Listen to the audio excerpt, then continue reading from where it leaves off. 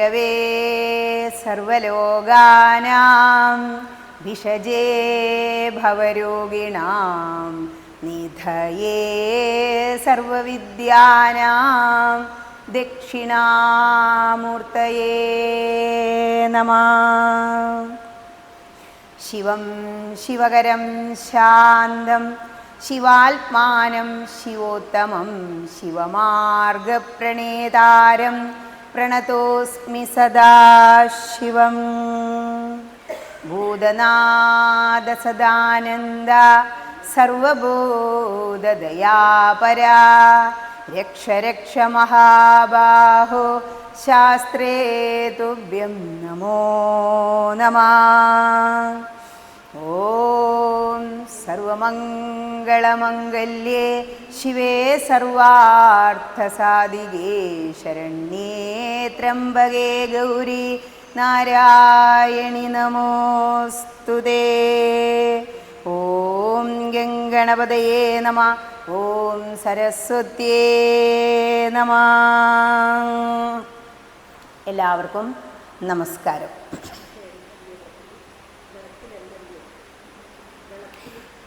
ഒരു രാമായണ മാസത്തിൽ പ്രത്യേകിച്ച്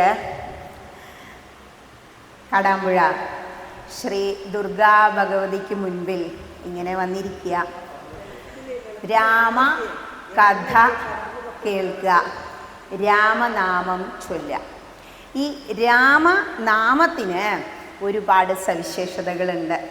ഇന്നിപ്പോൾ കർക്കിടകം 9, 10 ഒക്കെ ദിവസമായി രാമനാമത്തെക്കുറിച്ച് അങ്ങനെ കേൾക്കണം. എന്താ രാമനാമത്തിൻ്റെ സവിശേഷത?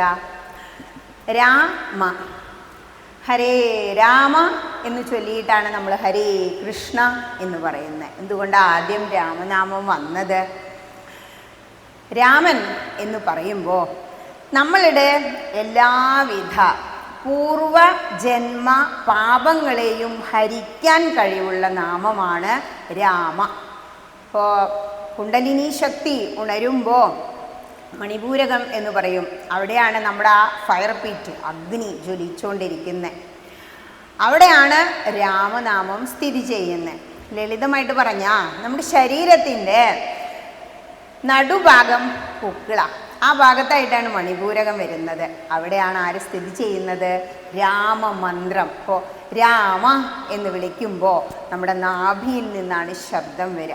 അതാണ് രാമനാമത്തിൻ്റെ മഹിമ. പിന്നെ എന്തേ കർക്കിടകത്തിൽ വായിക്കുന്നത്?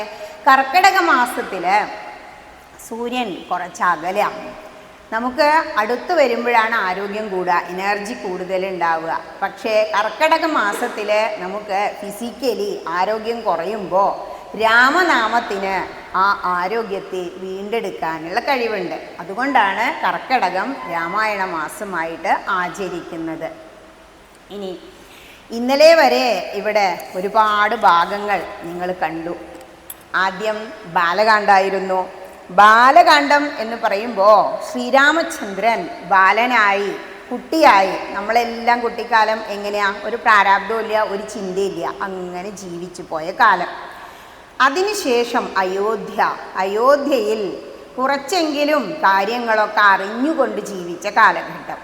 അതിനും ശേഷം അയോധ്യാകാണ്ഡത്തിൽ നിന്നും ഇങ്ങോട്ട് പ്രവേശിച്ചു. ഇന്ന് മുരളിമാഷ് വായിച്ചില്ലേ ആരണ്യകാണ്ഡം? അങ്ങോട്ട് കയറിയില്ല അല്ലേ? അവിടെ നിർത്തി തോന്നുന്നു. ഒരു ഭാഗം കൂടി ഇന്ന് പറയാൻ ഏൽപ്പിച്ചതിലുണ്ട്.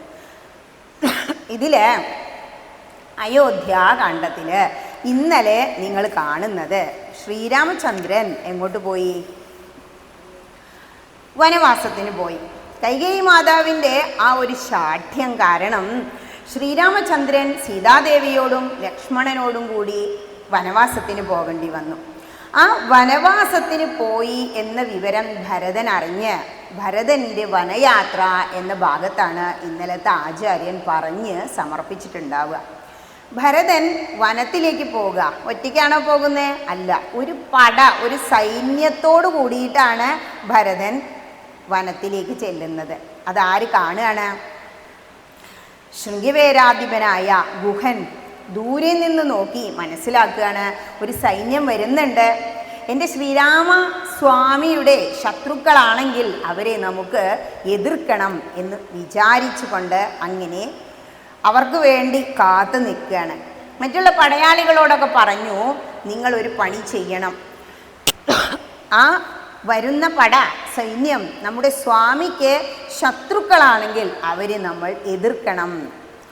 അങ്ങനെ ഒരു ഉദ്ദേശത്തിൽ അങ്ങനെ ഗുഹൻ എന്ത് ചെയ്യാണ്? ഭരതൻ്റെ അടുത്തേക്ക് അങ്ങോട്ട് ചെന്നു. ഭരതൻ ചോദിക്കുകയാണ്, ശ്രീരാമചന്ദ്രസ്വാമി എവിടെയാണ് എന്ന്. അവിടെയാണ് ഭരതൻ്റെ വനയാത്രയിൽ ഒരു പകുതി വരുന്നത്. ശ്രീരാമചന്ദ്രസ്വാമിയോടുള്ള അമിതമായ ഭക്തി കാണുമ്പോൾ ഗുഹൻ മനസ്സിലാക്കി, ഇദ്ദേഹം കറകളഞ്ഞ ഭക്തനാണ്, എൻ്റെ സ്വാമിയുടെ ഭക്തനാണ്, ഒരിക്കലും ശത്രുവല്ല. അപ്പോൾ സന്തോഷമായി പറയാണ്, ശ്രീരാമചന്ദ്രൻ ചിത്രകൂടാചലത്തിൽ ഉണ്ട്. ചിത്രകൂടാചലം എന്ന് പറഞ്ഞാൽ അതൊരു വലിയ പർവ്വതം. അതിൻ്റെ പാർശ്വത്തിലാണ് ആരുടെ താമസം? ശ്രീരാമചന്ദ്രസ്വാമിയുടെ താമസം. ആരോടുകൂടി? സീതാദേവിയോടും ലക്ഷ്മണനോടും കൂടി. ഇനി ഈ രാമകഥ ഇങ്ങനെ കേൾക്കുക, പറയുക. അപ്പോൾ കഴിഞ്ഞ വർഷമൊക്കെയും കേട്ടു ഈ കഥകളല്ലേ, എന്തിനാ എല്ലാ വർഷവും ഇങ്ങനെ കേൾക്കുന്നത്? സത്യത്തിൽ ഈ രാമായണം നമ്മളങ്ങനെ വായിക്കുന്നു എന്ന് നമ്മുടെ വിചാരം. പക്ഷേ ശരിക്കും രാമായണം നമ്മളെയാണ് വായിക്കുന്നത്. രാമായണം നമ്മളെ എങ്ങനെയാണ് വായിക്കുന്നത്? നമ്മുടെ ജീവിതത്തെ വിലയിരുത്തുകയാണ് ഭഗവാൻ. എങ്ങനെയാ? രാമായണം നമ്മളങ്ങനെ വായിച്ചുകൊണ്ടിരിക്കുന്ന സമയത്ത് നമ്മൾ എത്രത്തോളം ഭക്തിപൂർവമാണ് അത് വായിക്കുന്നത്, നമ്മൾ എത്രത്തോളം സമർപ്പണത്തോടു കൂടിയാണ് അത് വായിക്കുന്നത് എന്നെല്ലാം ഭഗവാൻ നമ്മളെ അങ്ങനെ വായിക്കും. പലരും പലതരത്തിലുള്ള ഒരു മനസ്സാണ്. ഈ മനസ്സിനെ രമിപ്പിക്കുന്ന നാമമാണ് രാമനാമം. ഇവിടെ നമ്മുടെ ഉള്ളിൽ എത്ര ശതമാനം രാമൻ ഉണ്ട് എന്ന് ഭഗവാൻ അങ്ങനെ അളക്കും. എത്ര ശതമാനം രാമനുണ്ട്, അതുപോലെ തന്നെ എത്ര ശതമാനം രാവണനുണ്ട് എന്നെല്ലാം ഭഗവാൻ അളക്കും. ശരിക്കും എന്താ അങ്ങനെ പറയുന്നത്? ഈ രാമനും രാവണനും ഒക്കെ നമ്മുടെ ഉള്ളിൽ തന്നെയാണ്. നമ്മുടെ ഹൃദയത്തിൽ രാവണൻ കൂടുതലായി കഴിഞ്ഞാൽ രാമചന്ദ്രസ്വാമിക്ക് അവിടെ ഇരിക്കാൻ കഴിയില്ല. അപ്പോൾ പിന്നെ എന്താണ് വേണ്ടത്? രാമൻ കൂടുതൽ ശതമാനം ഉണ്ടാവണം. കണ്ണാടി നോക്കിയിട്ടില്ലേ? കണ്ണാടി നമ്മുടെ ഈ ബിംബത്തെ പ്രതിബിംബിക്കും. അതുപോലെ തന്നെയാണ് രാമനാമവും. ഹൃദയത്തിൽ രാമൻ അങ്ങനെ പ്രതിബിംബിച്ചുകൊണ്ടിരിക്കണം. ആചാര്യന്മാർ പറയുന്നത് ഈ ശ്രീരാമകഥ എന്ന് പറയുന്നത് പുരാരിഗിരി സംഭൂത ശ്രീരാമാർണവസംഗത അധ്യാത്മരാമഗംഗേയം പുനാദി ഭുവനത്രയം. പുരാരിഗിരി സംഭൂത സാക്ഷാൽ ശ്രീ പരമേശ്വരനാണ് ഹിമാലയത്തിൽ കൈലാസത്തിലിരിക്കുന്നത്. ഈ കൈലാസത്തിലിരിക്കുന്ന ഹിമാലയ സാനുക്കളിൽ നിന്നും ഭഗവാന്റെ ജടയിൽ നിന്നും ഗംഗാദേവി അങ്ങനെ ഒഴുകി വരികയാണ്. അതേസമയം ഒരു സമുദ്രത്തിലേക്കാണ് ഇത് എത്തിപ്പെടുന്നത്. ഈ ഗംഗ ഒഴുകിയിട്ട് വലിയ ഒരു അർണവം സമുദ്രം തന്നെയാണ് നമ്മുടെ വാൽമീകി രാമായണം. രാമായണം തുടങ്ങുമ്പോൾ നമ്മൾ എങ്ങനെയാ തുടങ്ങാറ്? കൂജന്തം രാമ രാമേതി മധുരം മധുരാക്ഷരം ആരുഹ്യ കവിതാശാഖാം വന്ദേ വാൽമീകി കോകിലം. ഏത് ഗ്രന്ഥം തുടങ്ങുമ്പോഴും നമ്മൾ ആദ്യം എന്ത് ചെയ്യുന്നു? ആ ഗ്രന്ഥം നമുക്ക് ലഭിക്കാൻ കാരണമായ മുനിയെ, ആചാര്യനെ, ഗുരുവിനെ വന്ദിക്കുന്നു. അങ്ങനെയാവും രാവിലെ ഇവിടെ തുടങ്ങിയത്. അത് കഴിഞ്ഞാൽ നമുക്ക് കിട്ടിയിരിക്കുന്നത് ഉപ്പുള്ള ഒരു സമുദ്രം, അതിലൊരു തുള്ളി വെള്ളം കൊണ്ട് നമുക്ക് വലിയ പ്രയോജനമില്ല. എന്തേ വാൽമീകി രാമായണത്തെ അങ്ങനെ പറയാം? നമ്മൾ മലയാളികളുടെ ഇടയിൽ എത്ര പേരാ വാൽമീകി രാമായണം നിത്യമായിട്ട് വായിക്കുന്നത്? ഉണ്ടോയെന്ന് സംശയം. പക്ഷേ നമുക്കെല്ലാം സുപരിചിതമായ മലയാള ഭാഷയിൽ തുഞ്ചത്താചാര്യൻ അല്ലേ, നമ്മളെന്താ പിന്നെ അത് കഴിഞ്ഞ് വന്ദിക്കുക? സാനന്ദരൂപം സകല പ്രബോധമാനന്ദദാനാമൃത പാരിജാതം മനുഷ്യപത്മേഷു രവിസ്വരൂപം പ്രണൗമി തുഞ്ചത്തെഴുമാര്യപാദം. ആ തുഞ്ചത്തെഴുന്ന ആചാര്യൻ്റെ പാദങ്ങളിൽ വന്ദിച്ചാണ് നമ്മൾ തുടങ്ങുക. കാരണം നമുക്ക് മനസ്സിലാകുന്ന ഭാഷയിൽ, രീതിയിൽ ഈ വലിയ 24,000 ശ്ലോകങ്ങളുള്ള വാൽമീകി രാമായണത്തെ എന്താക്കി മാറ്റി? വളരെ ചെറിയ ഒരു അധ്യാത്മ രാമായണമാക്കി മാറ്റി തന്നു. അതുകൊണ്ട് തന്നെ ഇതെന്ത് ചെയ്യുന്നു? ഉപ്പ് ഇല്ലാത്ത ഗംഗാജലമായിട്ട് നമ്മുടെ എല്ലാം മനസ്സിൽ, ശരീരത്തിൽ അങ്ങനെ നിറഞ്ഞു നിൽക്കുകയാണ്. അതാണ് പുനാദി ഭുവനത്രയം. ഈ ഭുവനത്രയങ്ങളെയും 3 ലോകങ്ങളെയും ശുദ്ധീകരിച്ചു കൊണ്ടിരിക്കുകയാണ് അധ്യാത്മരാമായണം എന്ന ഗംഗ. ഇനി ബാലകാണ്ഡത്തിലൂടെ നിങ്ങൾ പോയി. ബാലകാണ്ഡത്തിൽ ചെന്നപ്പോൾ എന്താ കണ്ടത്? അധ്യാത്മ ജീവിതത്തിൻ്റെ ബാലപാഠം കാണുന്നത് ബാലകാണ്ഡത്തിലാണ്. എന്തൊക്കെ കണ്ടു എന്ന് ചോദിച്ചാൽ ആ തത്വമൊക്കെ ഇപ്പം ഇത്ര ദിവസമായിട്ട് നിങ്ങളുടെ മുന്നിലേക്ക് വന്നൂലേ? ഓരോ ആചാര്യന്മാർ വന്നു, രാമായണ വായന കഴിഞ്ഞു ഉടനെ ആ കഥ പറഞ്ഞു, പിന്നീട് അതിൻ്റെ തത്വം പറഞ്ഞു. അങ്ങനെയാണ് പൊതുവേ ഒരു പ്രഭാഷണം പോയിക്കൊണ്ടിരിക്കുക. കഥ എല്ലാ വർഷവും കേൾക്കുന്നുണ്ട്, നമുക്കറിയാം. പക്ഷെ തത്വങ്ങൾ വിവിധ ആചാര്യന്മാർ വിവിധ തരത്തിലാണ് പറയുക. ഇവിടെ ബാലകാണ്ഡം അധ്യാത്മ ജീവിതത്തിൻ്റെ ബാലപാഠം നിങ്ങൾക്ക് പറഞ്ഞു തന്നു. ഇനി ഇപ്പോൾ പോയിക്കൊണ്ടിരിക്കുന്നതോ അയോധ്യാകാന്ഡം. അയോധ്യാകാന്ഡത്തിൽ എത്തുമ്പോഴേക്ക് കുട്ടികൾ ഇത്തിരി മുതിർന്നു. അധ്യാത്മ ജീവിതത്തിൻ്റെ പ്രൗഢപാഠങ്ങളാണ് അയോധ്യാകാന്ഡത്തിൽ നമ്മൾ കണ്ടത്. ഇപ്പം ഇത്ര ദിവസം ഇന്നലെ വരെ നിങ്ങൾ കണ്ടു. ഓരോ കാര്യങ്ങളുടെയും തത്വങ്ങൾ അങ്ങനെ മനസ്സിലാക്കി ആ രാമകഥ നുകർന്ന് ഇത്ര ദിവസമായിട്ട് നിർത്താൻ തോന്നിയില്ലല്ലോ. ഇനിയും ഇനിയും കേൾക്കണം. അതാണ് രാമകഥയാകുന്ന ആ കൽക്കണ്ടത്തിൻ്റെ മധുരം. നമുക്ക് തോന്നും ഇതൊക്കെ എൻ്റെ കഴിവാണ്. പക്ഷേ 1 വർഷം മുടങ്ങാതെ ഇവിടെ അങ്ങനെ വന്നിരിക്കുക, രാമകഥ കേൾക്കുക, രാമായണം കേൾക്കുക. എന്ത് സുഖമായിട്ടാണ് ആ പ്രദക്ഷിണ വീതിയിലൂടെ അങ്ങനെ നടക്കുമ്പോൾ ആ ശ്രീരാമചന്ദ്രസ്വാമിയുടെ വനയാത്രയൊക്കെ അങ്ങനെ വായിച്ചു പോകുന്നത്. ഇവിടെ നമ്മൾ എന്താ കണ്ടത്? അയോധ്യാകാന്ഡത്തിൽ അഭിഷേകം മുടങ്ങി. എന്ത് തീരുമാനിച്ചു? ശ്രീരാമചന്ദ്രനെ നമുക്ക് രാജാവായി അഭിഷേകം ചെയ്യാം. അഭിഷേകം മുടങ്ങിയില്ലേ? ഒന്ന് ചുരുക്കി പറയാം ഇന്നലത്തെ ഭാഗം. സത്യം സംരക്ഷിക്കാൻ വേണ്ടിയിട്ട് എന്ത് ചെയ്തു? അച്ഛനായ ദശരഥ മഹാരാജാവ് ശ്രീരാമചന്ദ്രനെ കാനനത്തിലേക്ക് പറഞ്ഞു വിടുകയാണ്. കാട്ടിലേക്ക് പോയി ശ്രീരാമചന്ദ്രസ്വാമിയും ലക്ഷ്മണനും ഭരതനും കൂടി. ഇങ്ങനെയൊക്കെ ആണെങ്കിലും ആത്മജ്ഞാനം ഉണ്ടായാലും പ്രാരബ്ധം അനുഭവിക്കാതെ നമുക്ക് ഈ സംസാരത്തിൽ നിന്ന് മോക്ഷം ഇല്ല. അതെന്തേ ഈ പ്രാരബ്ധം? രാവിലെ അങ്ങോട്ട് വരണം എന്ന് വിചാരിച്ചു, പക്ഷേ നമുക്ക് രാവിലെ ഓടി പിടഞ്ഞിങ്ങോട്ട് എത്താൻ കഴിയുന്നില്ല. വീട്ടിൽ ഒരുപാട് പ്രാരബ്ധങ്ങളാണ്. എന്താണ് ഈ പ്രാരബ്ധം?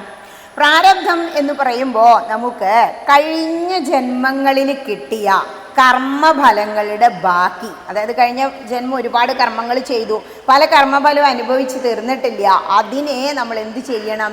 ഈ ജന്മത്തിൽ അനുഭവിച്ച് തീർക്കണം. ആ പ്രാരാബ്ധമാണ് നമ്മളെ കൂടെ കൂടിയിരിക്കുന്ന എല്ലാവരും. ആനയുടെ പ്രാരാബ്ധമാണ് ആനയുടെ ശരീരം. അതുപോലെ നമ്മുടെ കൂടെ ഒരുപാട് പേരില്ലേ, നമ്മുടെ സ്വന്തമാണെന്ന് പറഞ്ഞ് നമ്മളും അത് വിശ്വസിച്ച് മായ കൊണ്ടല്ലോ വിശ്വമുണ്ട് എന്ന് തോന്നിക്കുന്നു, അങ്ങനെ ജീവിച്ചുകൊണ്ടിരിക്കുക. അപ്പോൾ അതിൽ നിന്ന് എന്ത് മനസ്സിലാക്കണം? ഈ പ്രാരബ്ധം കാരണമാണ് എനിക്ക് സമയത്ത് വായിക്കാൻ പറ്റാത്തത്, ഇവിടെ എത്താൻ പറ്റാത്തത്, 10 ദിവസം രാമായണ കഥ കേൾക്കാൻ പറ്റാഞ്ഞത് എന്ന് മനസ്സിലാക്കുക. അപ്പോൾ ഇവിടെ എത്തിക്കഴിഞ്ഞാലോ ഭഗവാൻ ഇത്തിരിയെങ്കിലും എന്നെ അനുഗ്രഹിച്ചു, അതുകൊണ്ട് എന്തില്ല, എനിക്ക് ഇന്ന് വലിയ പ്രാരബ്ധം അനുഭവിക്കേണ്ടി വന്നിട്ടില്ല. അപ്പോൾ പൂർവ്വജന്മത്തിൽ ഒരുപാട് കർമ്മങ്ങൾ നമ്മൾ ചെയ്തു വെച്ചിട്ടുണ്ട്. അതിൻ്റെ അവശിഷ്ടങ്ങളാണ് പ്രാരബ്ധം എന്ന് പറയുന്നത്. ഇനി ഈ ഒരു ക്ഷണനേരം കൊണ്ടാണ് അയോധ്യയിൽ എന്ത് സംഭവിച്ചത്? കൈകേയി മാതാവിന് തോന്നുകയാണ് എനിക്ക് എൻ്റെ മകനെ രാജാവാക്കണം. ആരാത് തോന്നാൻ കാരണം? മന്ദര ഒരു ചെറിയ കുസൃതി പറഞ്ഞതാ, പക്ഷേ അത് വലിയ വിപത്തുകൾ, എങ്ങനെ പറയാം, ഭയങ്കരമായ ഒരു മാറ്റത്തിന് അയോധ്യ രാജധാനിക്ക് കാരണമായി. അതാണ് ഇവിടെ നമ്മൾ കാണുന്നത് അയോധ്യാകാന്ഡത്തിൽ. ഒരു ക്ഷണനേരം കൊണ്ട് നമ്മുടെ വീട് എങ്ങനെയെല്ലാം മാറാറുണ്ട്. സന്തോഷമായിട്ട് അച്ഛനും അമ്മയും മക്കളും കൂടി അങ്ങനെ താമസിച്ച് പോവുമായിരിക്കും. ആ സമയത്താവും പെട്ടെന്നൊരു ദിവസം ഒരസുഖം, ഹോസ്പിറ്റൽ കേസ് വന്നു, അയ്യോ ഇത്രയും രൂപ ചിലവാകും, ഇൻഷുറൻസ് ഇല്ല, ആകെ ബുദ്ധിമുട്ടായില്ലേ, പ്രശ്നമായില്ലേ, മനസ്സാകെ മാറി അല്ലേ, സമാധാനം സന്തോഷവും എല്ലാം എന്തായി, തവിട് പൊടിയായി മാറി. അങ്ങനെ ഒരു ലോകത്താണ് നമ്മൾ ജീവിക്കുന്നത്. ഇവിടെ കൈകേയി മാതാവ് പറയാണ്, എനിക്ക് ഭരതനെ രാജാവാക്കണം. അതുകൊണ്ട് എല്ലാം തകിടം മറിഞ്ഞില്ലേ, ഭരതൻ്റെ വനയാത്ര അങ്ങനെയാണ് സംഭവിക്കുന്നത്. ഇതൊക്കെ പറയുമ്പോഴും ഭരതൻ അറിയുന്നില്ല, അവിടെ ഉണ്ടായിരുന്നില്ല, മാതുലനെ കാണാൻ പോയിരിക്കണു ശത്രുഘ്നൻ്റെ കൂടെ. തിരിച്ചു വന്നപ്പോഴാണ് അച്ഛനെ കാണാനില്ല, അല്ല ശ്രീരാമചന്ദ്രനെ കാണാനില്ല. അച്ഛനാണെങ്കിൽ സങ്കടപ്പെട്ട് കിടക്കുകയാണ്. അപ്പം ഇനിയിപ്പോൾ എന്താ ചെയ്യണ്ടേ, അമ്മയുടെ അടുത്ത് ചെന്ന് ചോദിക്കൂലോ. അപ്പോഴാണ് നിന്റെ ഇഷ്ടങ്ങളൊക്കെ ഞാൻ നടത്തിയിരിക്കണു കുട്ടാ എന്ന് ഭരതനോട് അമ്മ പറഞ്ഞത്. സന്തോഷിക്കും മക്കളല്ലേ, എനിക്ക് വേണ്ടി എന്തൊക്കെയോ അമ്മ ചെയ്തു. പക്ഷെ ചെയ്തത് എന്തായിരുന്നു, വളരെ ദുഷ്ടതരായിരുന്നു. ആ ദുഷ്ടേ നിശാചരേ എന്നൊക്കെയാണ് വിളിക്കുന്നത് ദേഷ്യം വന്നിട്ട്.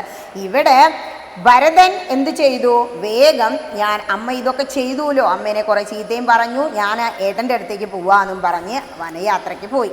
ഇത്ര വരെ നിങ്ങൾ കേട്ടു, വെറുതെ ഒന്ന് അങ്ങനെ ചുരുക്കി പറഞ്ഞു എന്നേ ഉള്ളൂ, അതിലെ തത്വം ചേർത്ത്.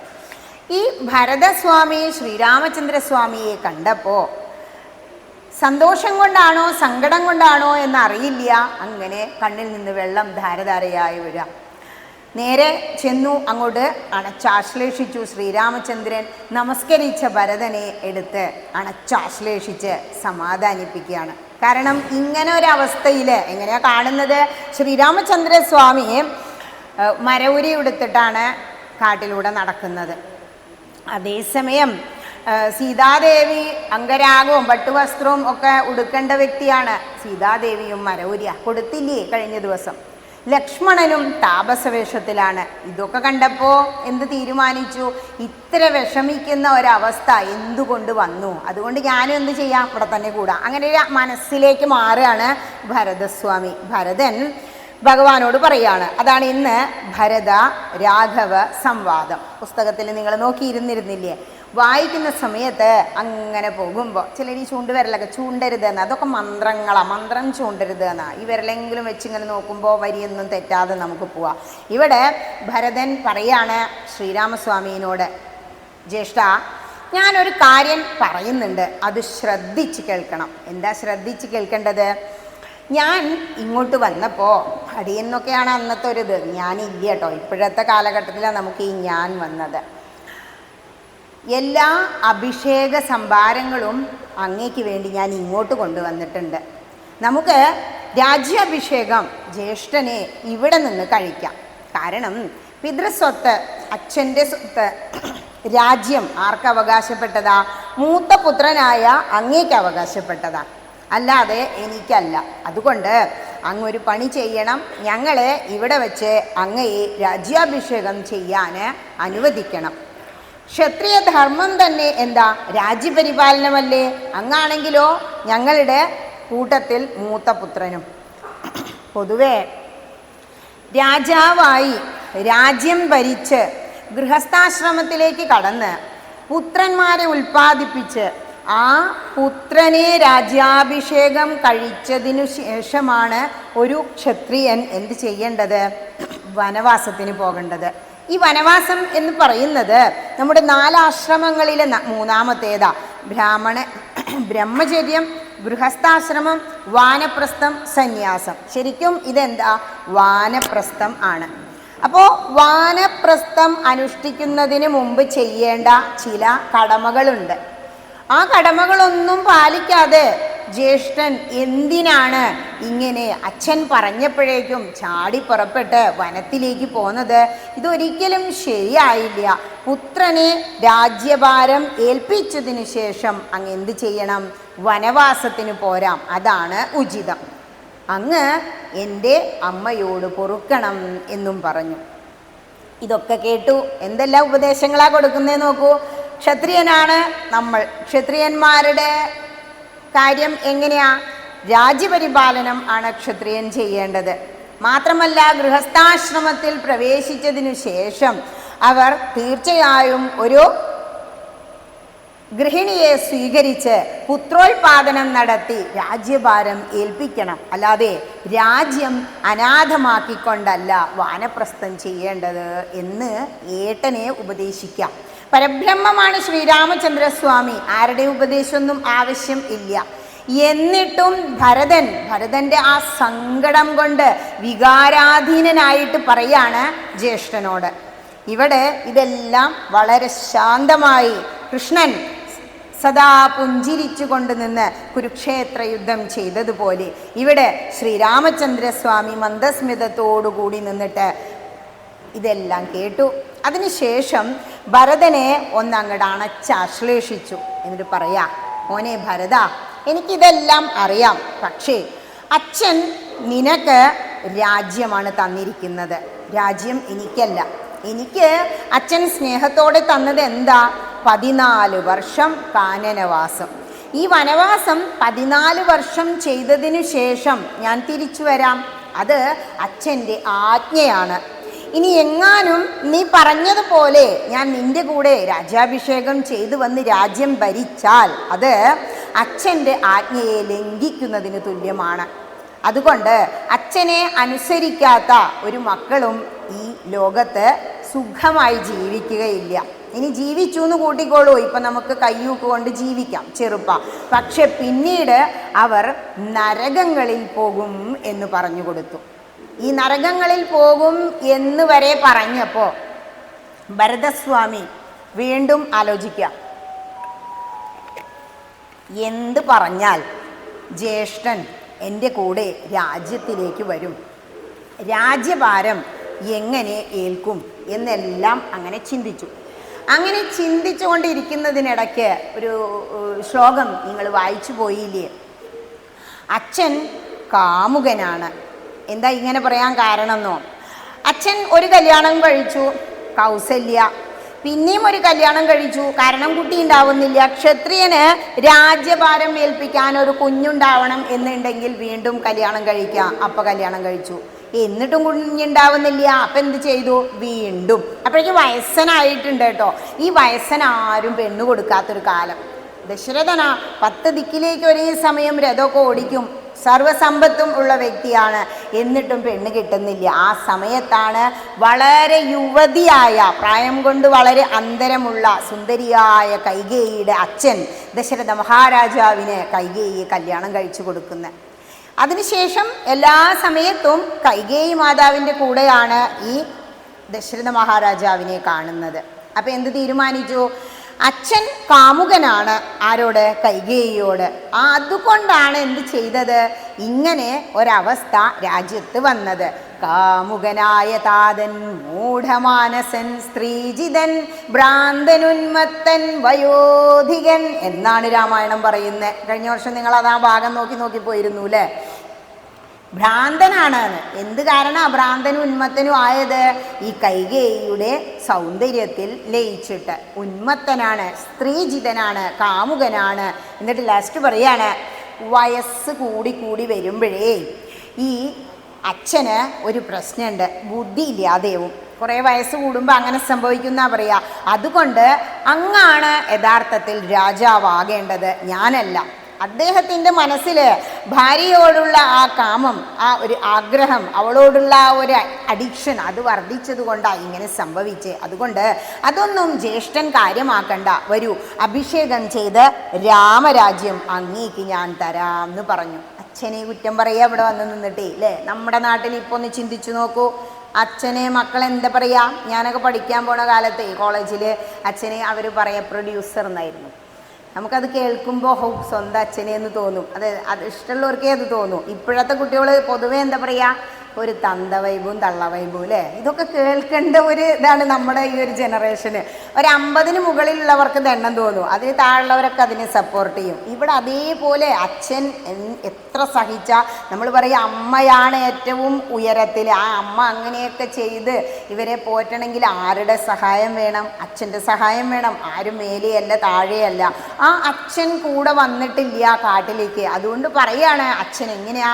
ഭ്രാന്തനാണ്, ഉന്മത്തനാണ്, വയോധികൻ, വയസ്സനാ. അതുകൊണ്ട് ബുദ്ധിയില്ലാത്തതുകൊണ്ട് പറഞ്ഞത്, അങ്ങ് വരൂ രാജ്യാഭിഷേകം ചെയ്യാം. ഈ സമയത്ത് രാമൻ വീണ്ടും ചിരിച്ചു. ചിരി വലിയൊരു ഔഷധ. നമ്മളൊരാൾ നമ്മളോട് ചൂടാകുന്ന സമയത്ത് ചിരിച്ചു നോക്കൂ, അദ്ദേഹം തന്നെ അടങ്ങും. ചിരിക്ക് ഒരുപാട് ശക്തിയുണ്ട് എന്ന് ശ്രീരാമചന്ദ്രനും ശ്രീകൃഷ്ണനും അവതാരമെടുത്ത് തെളിയിച്ചതാ. ഇവിടെ ശ്രീരാമചന്ദ്രൻ ചിരിച്ചുകൊണ്ട് പറയാണ്, അങ്ങനെയല്ല കുമാര, സാധുജനങ്ങൾ നരകത്തിലും അതിഭീതി പൂണ്ടിടും അസത്യത്തിൽ മാനസേ. അച്ഛൻ സാധുവാണ്. സാധു എന്ന് പറഞ്ഞ പൈസ ഇല്ലാത്തവനല്ല, മനസ്സുകൊണ്ട് സാധു, പാവാണ്. എന്തുകൊണ്ടാ? സാധുജനങ്ങൾ പൊതുവെ എന്താ വിചാരിക്കാന്നോ, നരകത്തിൽ പോയാലും കുഴപ്പം ഇല്ല, എനിക്ക് അസത്യം പറയാൻ കഴിയില്ല. അതുകൊണ്ട് അസത്യത്തിൽ സാധുവായ അച്ഛന് പേടിയുണ്ട്. അത് നരകത്തിനേക്കാൾ ദ്രോഹമാണ്. അതുകൊണ്ട് എന്ത് ചെയ്യാം, അച്ഛനെ കുറ്റം പറയണ്ട. ഇത് സത്യം ലംഘിക്കും എന്ന ഭയം ഉള്ളിലുള്ളത് കൊണ്ട് മാത്രമാണ് അച്ഛൻ ഇങ്ങനെ ചെയ്തു വെച്ചത്. അല്ലാതെ അച്ഛനെ കുറ്റം പറയണ്ട. അതാണ് സത്യത്തിൻ്റെ മഹത്വം. രാമായണം ധർമ്മത്തിനും സത്യത്തിനും വേണ്ടി നിലനിൽക്കുന്ന ഒരു ഗ്രന്ഥ. അതുകൊണ്ട് തന്നെയാണ് ആചാര്യന്മാർ രാമോ വിഗ്രഹവാൻ ധർമ്മ എന്ന് പറയുന്നത്. ധർമ്മത്തിൻ്റെ വിഗ്രഹം തന്നെയാണ് ശ്രീരാമചന്ദ്രൻ. ഇവിടെ ഭരതൻ വീണ്ടും പറയാണ്, അച്ഛൻ ഭയം കൊണ്ടാണ് അങ്ങനെ ചെയ്തത്, നീ വിഷമിക്കേണ്ട പറഞ്ഞു. ഭരതൻ അടങ്ങുന്നുണ്ടോ? ഇതിൻ്റെ ഹെഡിങ് തന്നെ എന്താ? ഭരത രാഘവ സംവാദം. സംവാദം തന്നെ നടക്കുക. ഭരതൻ പറയാണ്, എങ്കിലൊരു പണി ചെയ്യാം. അച്ഛൻ എന്താ പറഞ്ഞ്? 14 വർഷം കാനനവാസം. ഒരു മകൻ ചെയ്താൽ പോരെ? ജ്യേഷ്ഠൻ എന്നെ പോണമെന്നില്ലാലോ. ഞാൻ 14 വർഷം കാനനത്തിൽ വനവാസം ചെയ്ത് അവിടെ ഇരിക്കാം. അങ്ങ് രാജ്യമാണോളൂ, എനിക്കൊരു കുഴപ്പമില്ല. എനിക്കല്ലേ അച്ഛൻ രാജ്യം തന്നത്, അങ്ങേക്ക് ഞാനത് തന്നു. ഇങ്ങനെ അങ്ങോട്ടും ഇങ്ങോട്ടും രാജ്യം വെച്ച് നീട്ടിക്കൊണ്ടിരിക്കുകയാണ് അവർ. അപ്പം ശ്രീരാമചന്ദ്രൻ പറയാണ്, അച്ഛൻ എനിക്ക് കാനനവാസം ആണ് വിധിച്ചത്, തനിക്ക് രാജ്യവും. ഒരിക്കലും ഇത് നമ്മൾ വിപരീതമായിട്ട് ചെയ്യാൻ പാടില്ല. അങ്ങനെ ആയാലും സത്യവിരോധം വരും. ഇത് കേട്ടപ്പോൾ പിന്നെ ഇനി രക്ഷയൊന്നുമില്ലാലോ. ഭരതൻ വീണ്ടും പറയാണ്, ശരി, ജ്യേഷ്ഠൻ അത്ര നിർബന്ധമാണെങ്കിൽ ഞാൻ ഇവിടെ ലക്ഷ്മണനെ പോലെ എന്ത് ചെയ്യാം, അങ്ങയുടെ കൂടെ താമസിച്ചോളാം. രാജ്യം അവിടെ കിടക്കട്ടെ, എനിക്ക് രാജ്യം ഭരിക്കാൻ വയ്യ. ഒരു വലിയ രാജ്യം, നമ്മുടെ കേരളം പോലെ ഒരു ചെറുതൊന്നല്ല. ഇപ്പം അയോധ്യ എന്ന് പറഞ്ഞു പോകുന്നില്ലേ, ഉത്തർപ്രദേശ് ഏറ്റവും വിസ്താരമുള്ള, അന്നത്തെ പണ്ടത്തെ ഭാരതം കേട്ടോ, അത്രയും വിസ്താരമുള്ള ഭാരതം മൊത്തം അയോധ്യ രാജ്യത്തിൻ്റെ ഭാഗമായിരുന്നു എന്നാണ്. ചെറിയ ചെറിയ നാട്ടുരാജ്യങ്ങളും മറ്റു രാജ്യങ്ങളും ഉണ്ടായിരുന്നു. യുദ്ധത്തിൽ ജയിക്കാൻ വേണ്ടി നല്ലൊരു സൈന്യാധിപനെ, രാജാവിനെ കിട്ടാനാണ് സത്യത്തിൽ കൈകേയിയുടെ അച്ഛൻ കൈകേയിനെ ചെറുപ്പമായിട്ടും ഈ വയസ്സിന് കല്യാണം കഴിച്ചു കൊടുക്കുന്നത്. അത് വേറൊരു കഥ. ഇവിടെ ഭരതൻ പറയാണ്, ശരി, ഞാൻ ലക്ഷ്മണനെ പോലെ എന്ത് ചെയ്യാം, അങ്ങയുടെ കൂടെ ഇവിടെ കാവ്യമൊക്കെ കൊടുത്ത് ഇവിടെ അങ്ങോട്ട് താമസിക്കാൻ പോവുകയാണ്. ഇത്രയും പറഞ്ഞപ്പോഴും അപ്പം രാജ്യം അനാഥമാവില്ലേ? അതിനും സമ്മതിക്കണില്ലേ എങ്കിൽ ഞാൻ എന്ത് ചെയ്യും? എൻ്റെ ജീവത്യാഗം, ഞാനിപ്പോൾ ഇവിടെ കിടന്നാണ് മരിക്കും. ഇത് പറഞ്ഞു എന്ന് മാത്രമല്ല, ഗർഭ അങ്ങോട്ട് വിരിച്ചു, കിഴക്കോട്ട് അങ്ങോട്ട് തിരിഞ്ഞു, ആ സൂര്യനെ നോക്കിക്കൊണ്ട് അങ്ങനെ നിൽക്കുകയാണ്. ശാഠ്യം പിടിക്കുകയാണെന്ന് കണ്ടപ്പോൾ ശ്രീരാമചന്ദ്രൻ കണ്ണുകൊണ്ട് സ്വന്തം കുലഗുരുവായ വസിഷ്ഠാചാര്യന് ഒരു ഉപദേശം കൊടുക്കുകയാണ്, അഭ്യർത്ഥിക്കുകയാണ്. കണ്ണുകൊണ്ട് ഒരു നേത്രാഞ്ജ സംശയാന്ന് പറയാം, നേത്രങ്ങളെ കൊണ്ട് ഒരു ആജ്ഞ നൽകി. ഗുരുവാണ്, ആജ്ഞയല്ല, ഒരു അഭ്യർത്ഥന നൽകി. എന്തു പറയാ, ഒന്ന് പറഞ്ഞ് മനസ്സിലാക്കൂ എന്നുള്ള ഭാവത്തിൽ. ഇത് കണ്ടതും വസിഷ്ഠൻ, ഭരത, നീ ഇങ്ങനെ വെഡ്ഡിയാവരുത്, ഒരു രഹസ്യം ഞാനിപ്പോൾ നിന്നോട് പറയാം. രാമായണത്തിലൂടെ നിങ്ങൾ പോയില്ലേ? രാമനാകുന്നതു നാരായണൻ പരൻ, താമരസോത്ഭവനർത്തിക്ക കാരണം, ഭൂമിയിൽ സൂര്യകുലത്തിൽ അയോധ്യയിൽ ഭൂമിപാലാത്മജനായി പിറന്നിതു. ആര് പറഞ്ഞിട്ടാ? ബ്രഹ്മദേവൻ ഉപദേശിച്ച കാരണം ശ്രീ നാരായണൻ വൈകുണ്ഠത്തിൽ നിന്നും ഇവിടെ ഭൂമിയിൽ വന്ന് ജനിച്ചതാണ്. അല്ലാതെ ഇത് ജ്യേഷ്ഠനും അനുജനും അല്ലെങ്കിൽ ഒരു രാജ്യത്തിൻ്റെ രാജാവും ഒന്നും അല്ലാട്ടോ ഭരതാന്ന് ഉപദേശിച്ചു. സത്യം അങ്ങോട്ട് പറഞ്ഞു കൊടുത്തു. ഈ സീത കൂടെ ഉണ്ട്, അതിന് താഴെയുള്ള വരികളുടെ അർത്ഥമാണത്. സീത യോഗമായ ദേവിയാണ്. ഈ യോഗമായ ദേവിയായ സീതയോടും ലക്ഷ്മണനോ അനന്തനാണ്. സാക്ഷാൽ അനന്തൻ, ശേഷനാഗത്തിൻ്റെ അവതാരമാണ് ലക്ഷ്മണൻ. ഇങ്ങനെ യോഗമായ സീതയോടും അനന്തനായ ലക്ഷ്മണനോടും കൂടി കാനനവാസം ചെയ്യുന്നത് ലോകരക്ഷാർത്ഥമാണ്. അല്ലാതെ ഇതിന് കാരണം മന്ദരയോ കൈകേയിയോ ഒന്നും അല്ല. നമുക്ക് തോന്നും മന്ദരയല്ല കൈകേയിയല്ല എന്ന് രാമായണം തന്നെ നമ്മളോട് പറയും. കാരണം ഈ ദേവഹിതം നടക്കാൻ വേണ്ടി, എന്താ ദേവഹിതം? രാവണനെ വധിച്ച് ഭൂമിയുടെ ഭാരം തീർക്കണം. ഈ രാവണനെ വധിക്കണമെങ്കിൽ എന്ത് ചെയ്യണം? ഭഗവാൻ തന്നെ അവതാരം എടുത്ത് വരണം. അത്രയ്ക്കും വലിയ ശിവഭക്തനാണ് ആര്? രാവണൻ. രാമൻ, രാവണൻ രണ്ടിലും ആദ്യ അവസാനവും രാന്നും എന്നൊന്നും കാണാനുണ്ടല്ലേ? ചെറിയൊരു വ്യത്യാസമല്ലേ ഉള്ളൂ. ഒരാൾ നെഗറ്റീവ് മാത്രം ചിന്തിക്കുന്നു, ഒരാൾ പോസിറ്റീവ് പരബ്രഹ്മു. ഇവിടെ യോഗമായ ദേവിയോടും ലക്ഷ്മണനോടും കൂടി ശ്രീരാമചന്ദ്രൻ കാനനങ്ങൾ തോറും നടക്കുന്നത് ഇദ്ദേഹം ലോകമാതാവും പിതാവും തന്നെയാണ്. രാവണനെ വധിച്ച് ദേവകൾക്ക് അവരുടെ ഹിതം സാധിപ്പിക്കാൻ വേണ്ടിയാണ് ശ്രീരാമചന്ദ്രൻ കാനനത്തിലേക്ക് വന്നത്. അല്ലാതെ അങ്ങയെ രാജാവാക്കാൻ കൈകേയി ആഗ്രഹിച്ചത് കൊണ്ട് മാത്രം ഒന്നും അല്ല. അതുകൊണ്ട് അങ്ങ് ദുഃഖിക്കണ്ട. തിരിച്ചു പോയി രാമചന്ദ്രനു പകരം രാജ്യം ഭരിക്കണം. ക്ഷത്രിയനായാൽ രാജ്യപരിപാലനം നിർബന്ധമാണ്. പ്രത്യേകിച്ചും രാജ്യം അനാഥമാക്കരുത് എന്ന് പറഞ്ഞു കൊടുത്തു. ഇതെല്ലാം കേട്ടപ്പോൾ ശ്രീരാമചന്ദ്രനെ പിന്തിരിപ്പിക്കാനാണല്ലോ ഇതുവരെ ഭരതൻ ശ്രമിച്ചത്. ഭരതൻ ഒന്നങ്ങനെ നന്നായി ഇരുത്തി ചിന്തിക്കുക. അതിലൊരു വരി വരുന്നുണ്ട്, ഭരതൻ അത്രയും ഉന്നതനാണ് എന്നുള്ളത്, അത്രയും അറിവുള്ളവനാണ് എന്നൊരു വരി പോകുന്നുണ്ട് രാമായണത്തിൽ. ആ അറിവ് വെച്ചുകൊണ്ട് അതുവരെ അന്ധത, വികാരം കൊണ്ട് നമുക്ക് കണ്ണ് കാണാതെ ഒന്നൊരവസ്ഥയാണ്. ജ്യേഷ്ഠനെ അമ്മ ഇങ്ങനെ പറഞ്ഞ് 14 വർഷം 1-2 ദിവസമൊന്നുമല്ല കാനനത്തിന് പറഞ്ഞു വിട്ടു. ആരെയും കൂടെ പറഞ്ഞയച്ചു? ജ്യേഷ്ഠത്തി അമ്മയും അനുജനും ഒക്കെ പോയി. ഞാനും എൻ്റെ അനുജൻ ശത്രുഘ്നനെ ഇവിടെ ബാക്കിയായി എന്ന് ചിന്തിച്ചപ്പോൾ ഉണ്ടായ ആ ഒരു വികാരം ഉണ്ടല്ലോ, അവിടെ നിന്നാണ് ഇങ്ങനെയൊക്കെ ഇവിടെ പറയാൻ കാരണം. ഇവിടെ പറയാണ് ശ്രീരാമചന്ദ്രനെ അങ്ങ് പിന്തിരിപ്പിക്കരുത്. കാരണം ഈ കാര്യങ്ങളെല്ലാം, ദേവഹിതങ്ങളെല്ലാം നടക്കണമെങ്കിൽ ഇങ്ങനെയൊക്കെ സംഭവിക്കണം. ദേവന്മാരാണ് ആരാ തോന്നിപ്പിച്ച് മന്ദരയെ? സരസ്വതീ ദേവി വന്നിട്ടാണ് മന്ദരയുടെ നാവിൽ കയറി ഇരുന്നിട്ട് ഇങ്ങനെ പറയിപ്പിക്കുന്നത്. നമുക്ക് തന്നെ പറ്റും ചില സമയത്ത് ചില കാര്യങ്ങൾ പിന്നീട് ചിന്തിക്കുമ്പോൾ പറയേണ്ടിയിരുന്നില്ല, ചിലർ പറയുന്നത് കേൾക്കാം. നമ്മുടെ നാവിലൂടെ ആ സമയത്ത് എന്ത് കാര്യം നമ്മൾ പറയുമ്പോഴും അത് ആദ്യം ഒന്ന് ചിന്തിക്കും. എന്നിട്ട് നമ്മൾ പറയുന്നത് ഒന്ന് ആലോചിച്ച് നോക്കൊണ്ടു. ഇപ്പോൾ ഇവിടെ എന്ത് പറയണം? ഭഗവതി ഇങ്ങനെ തോന്നിപ്പിക്കും, ഇന്നത് പറയൂ ഇന്നത് പറയൂ. അതുപോലെ നമ്മളൊരാളുടെ അടുത്ത് സംസാരിക്കുമ്പോൾ നമുക്ക് മനസ്സിലാവും നമ്മൾ ആദ്യം അത് ചിന്തിക്കുന്നുണ്ട് എന്നിട്ടാണ് അത് പറയുന്നത്. അതുകൊണ്ട് 14 വർഷം ഈ കാനനത്തിൽ വസിച്ച് രാവണനെ വധിച്ച് ശ്രീരാമചന്ദ്രൻ അയോധ്യയിലേക്ക് തന്നെ തിരിച്ചു വരും എന്ന് ഒരു ഉറപ്പ് കൊടുത്തു. ഈ ഉറപ്പ് കിട്ടിയപ്പോൾ ഭരതൻ ഒന്ന് ഒതുങ്ങി. കാരണം കുലഗുരുവായ വസിഷ്ഠാചാര്യനാ പറയുന്നത്. ഇതൊക്കെ കേട്ടപ്പോഴും പിന്നെയും പറയുന്നത് എന്താ? ഇപ്പം നിങ്ങൾ വായിച്ചു കേട്ട് പോകുന്നില്ലേ ആ പാതുകങ്ങൾ കൊടുക്കുന്ന ആ ഒരു രംഗം? പാതുകാം ദേഹി രാജേന്ദ്ര രാജ്യായതേ പാദബുദ്ധ്യാ മമാ സേവിച്ചു കൊള്ളുവാൻ. ശരി ശ്രീരാമചന്ദ്ര, അങ്ങയുടെ ആ കാലുകളിൽ ചേർന്നിരിക്കുന്ന പാതുകങ്ങൾ എനിക്ക് തരണം. എന്തിനാ? സിംഹാസനത്തിൽ വെച്ച് എനിക്ക് പൂജിച്ച് ആരാധിച്ചുകൊണ്ട് ഒരു ദാസഭാവേന രാജ്യം ഭരിക്കാൻ പാതുകാന്തേഹി ആ മെതിയടികൾ എനിക്ക് തരൂ ശ്രീരാമചന്ദ്ര എന്ന് പറഞ്ഞിട്ട് ഭഗവാൻ അപ്പോൾ വേറെ ഒന്നും ചിന്തിക്കുന്നില്ല. കാനനത്തിലാകെ കല്ലും മുള്ളുവാണല്ലേ, എന്നിട്ട് എന്താ ഉരി വാങ്ങണത്? കാലിൽ ആകെ ഒരു മെതിയടിയുള്ളൂ ബാക്കി. അതും ചോദിച്ചു, അതും കൊടുത്തു. ത്യാഗത്തിൻ്റെ മൂർത്തിയാണ് ശ്രീരാമചന്ദ്രൻ എന്ന് നമ്മളെ കാണിക്കുക. ആ രത്നങ്ങളൊക്കെ പതിച്ചതാണ് കേട്ടോ രാമായണം പറയുന്നത്.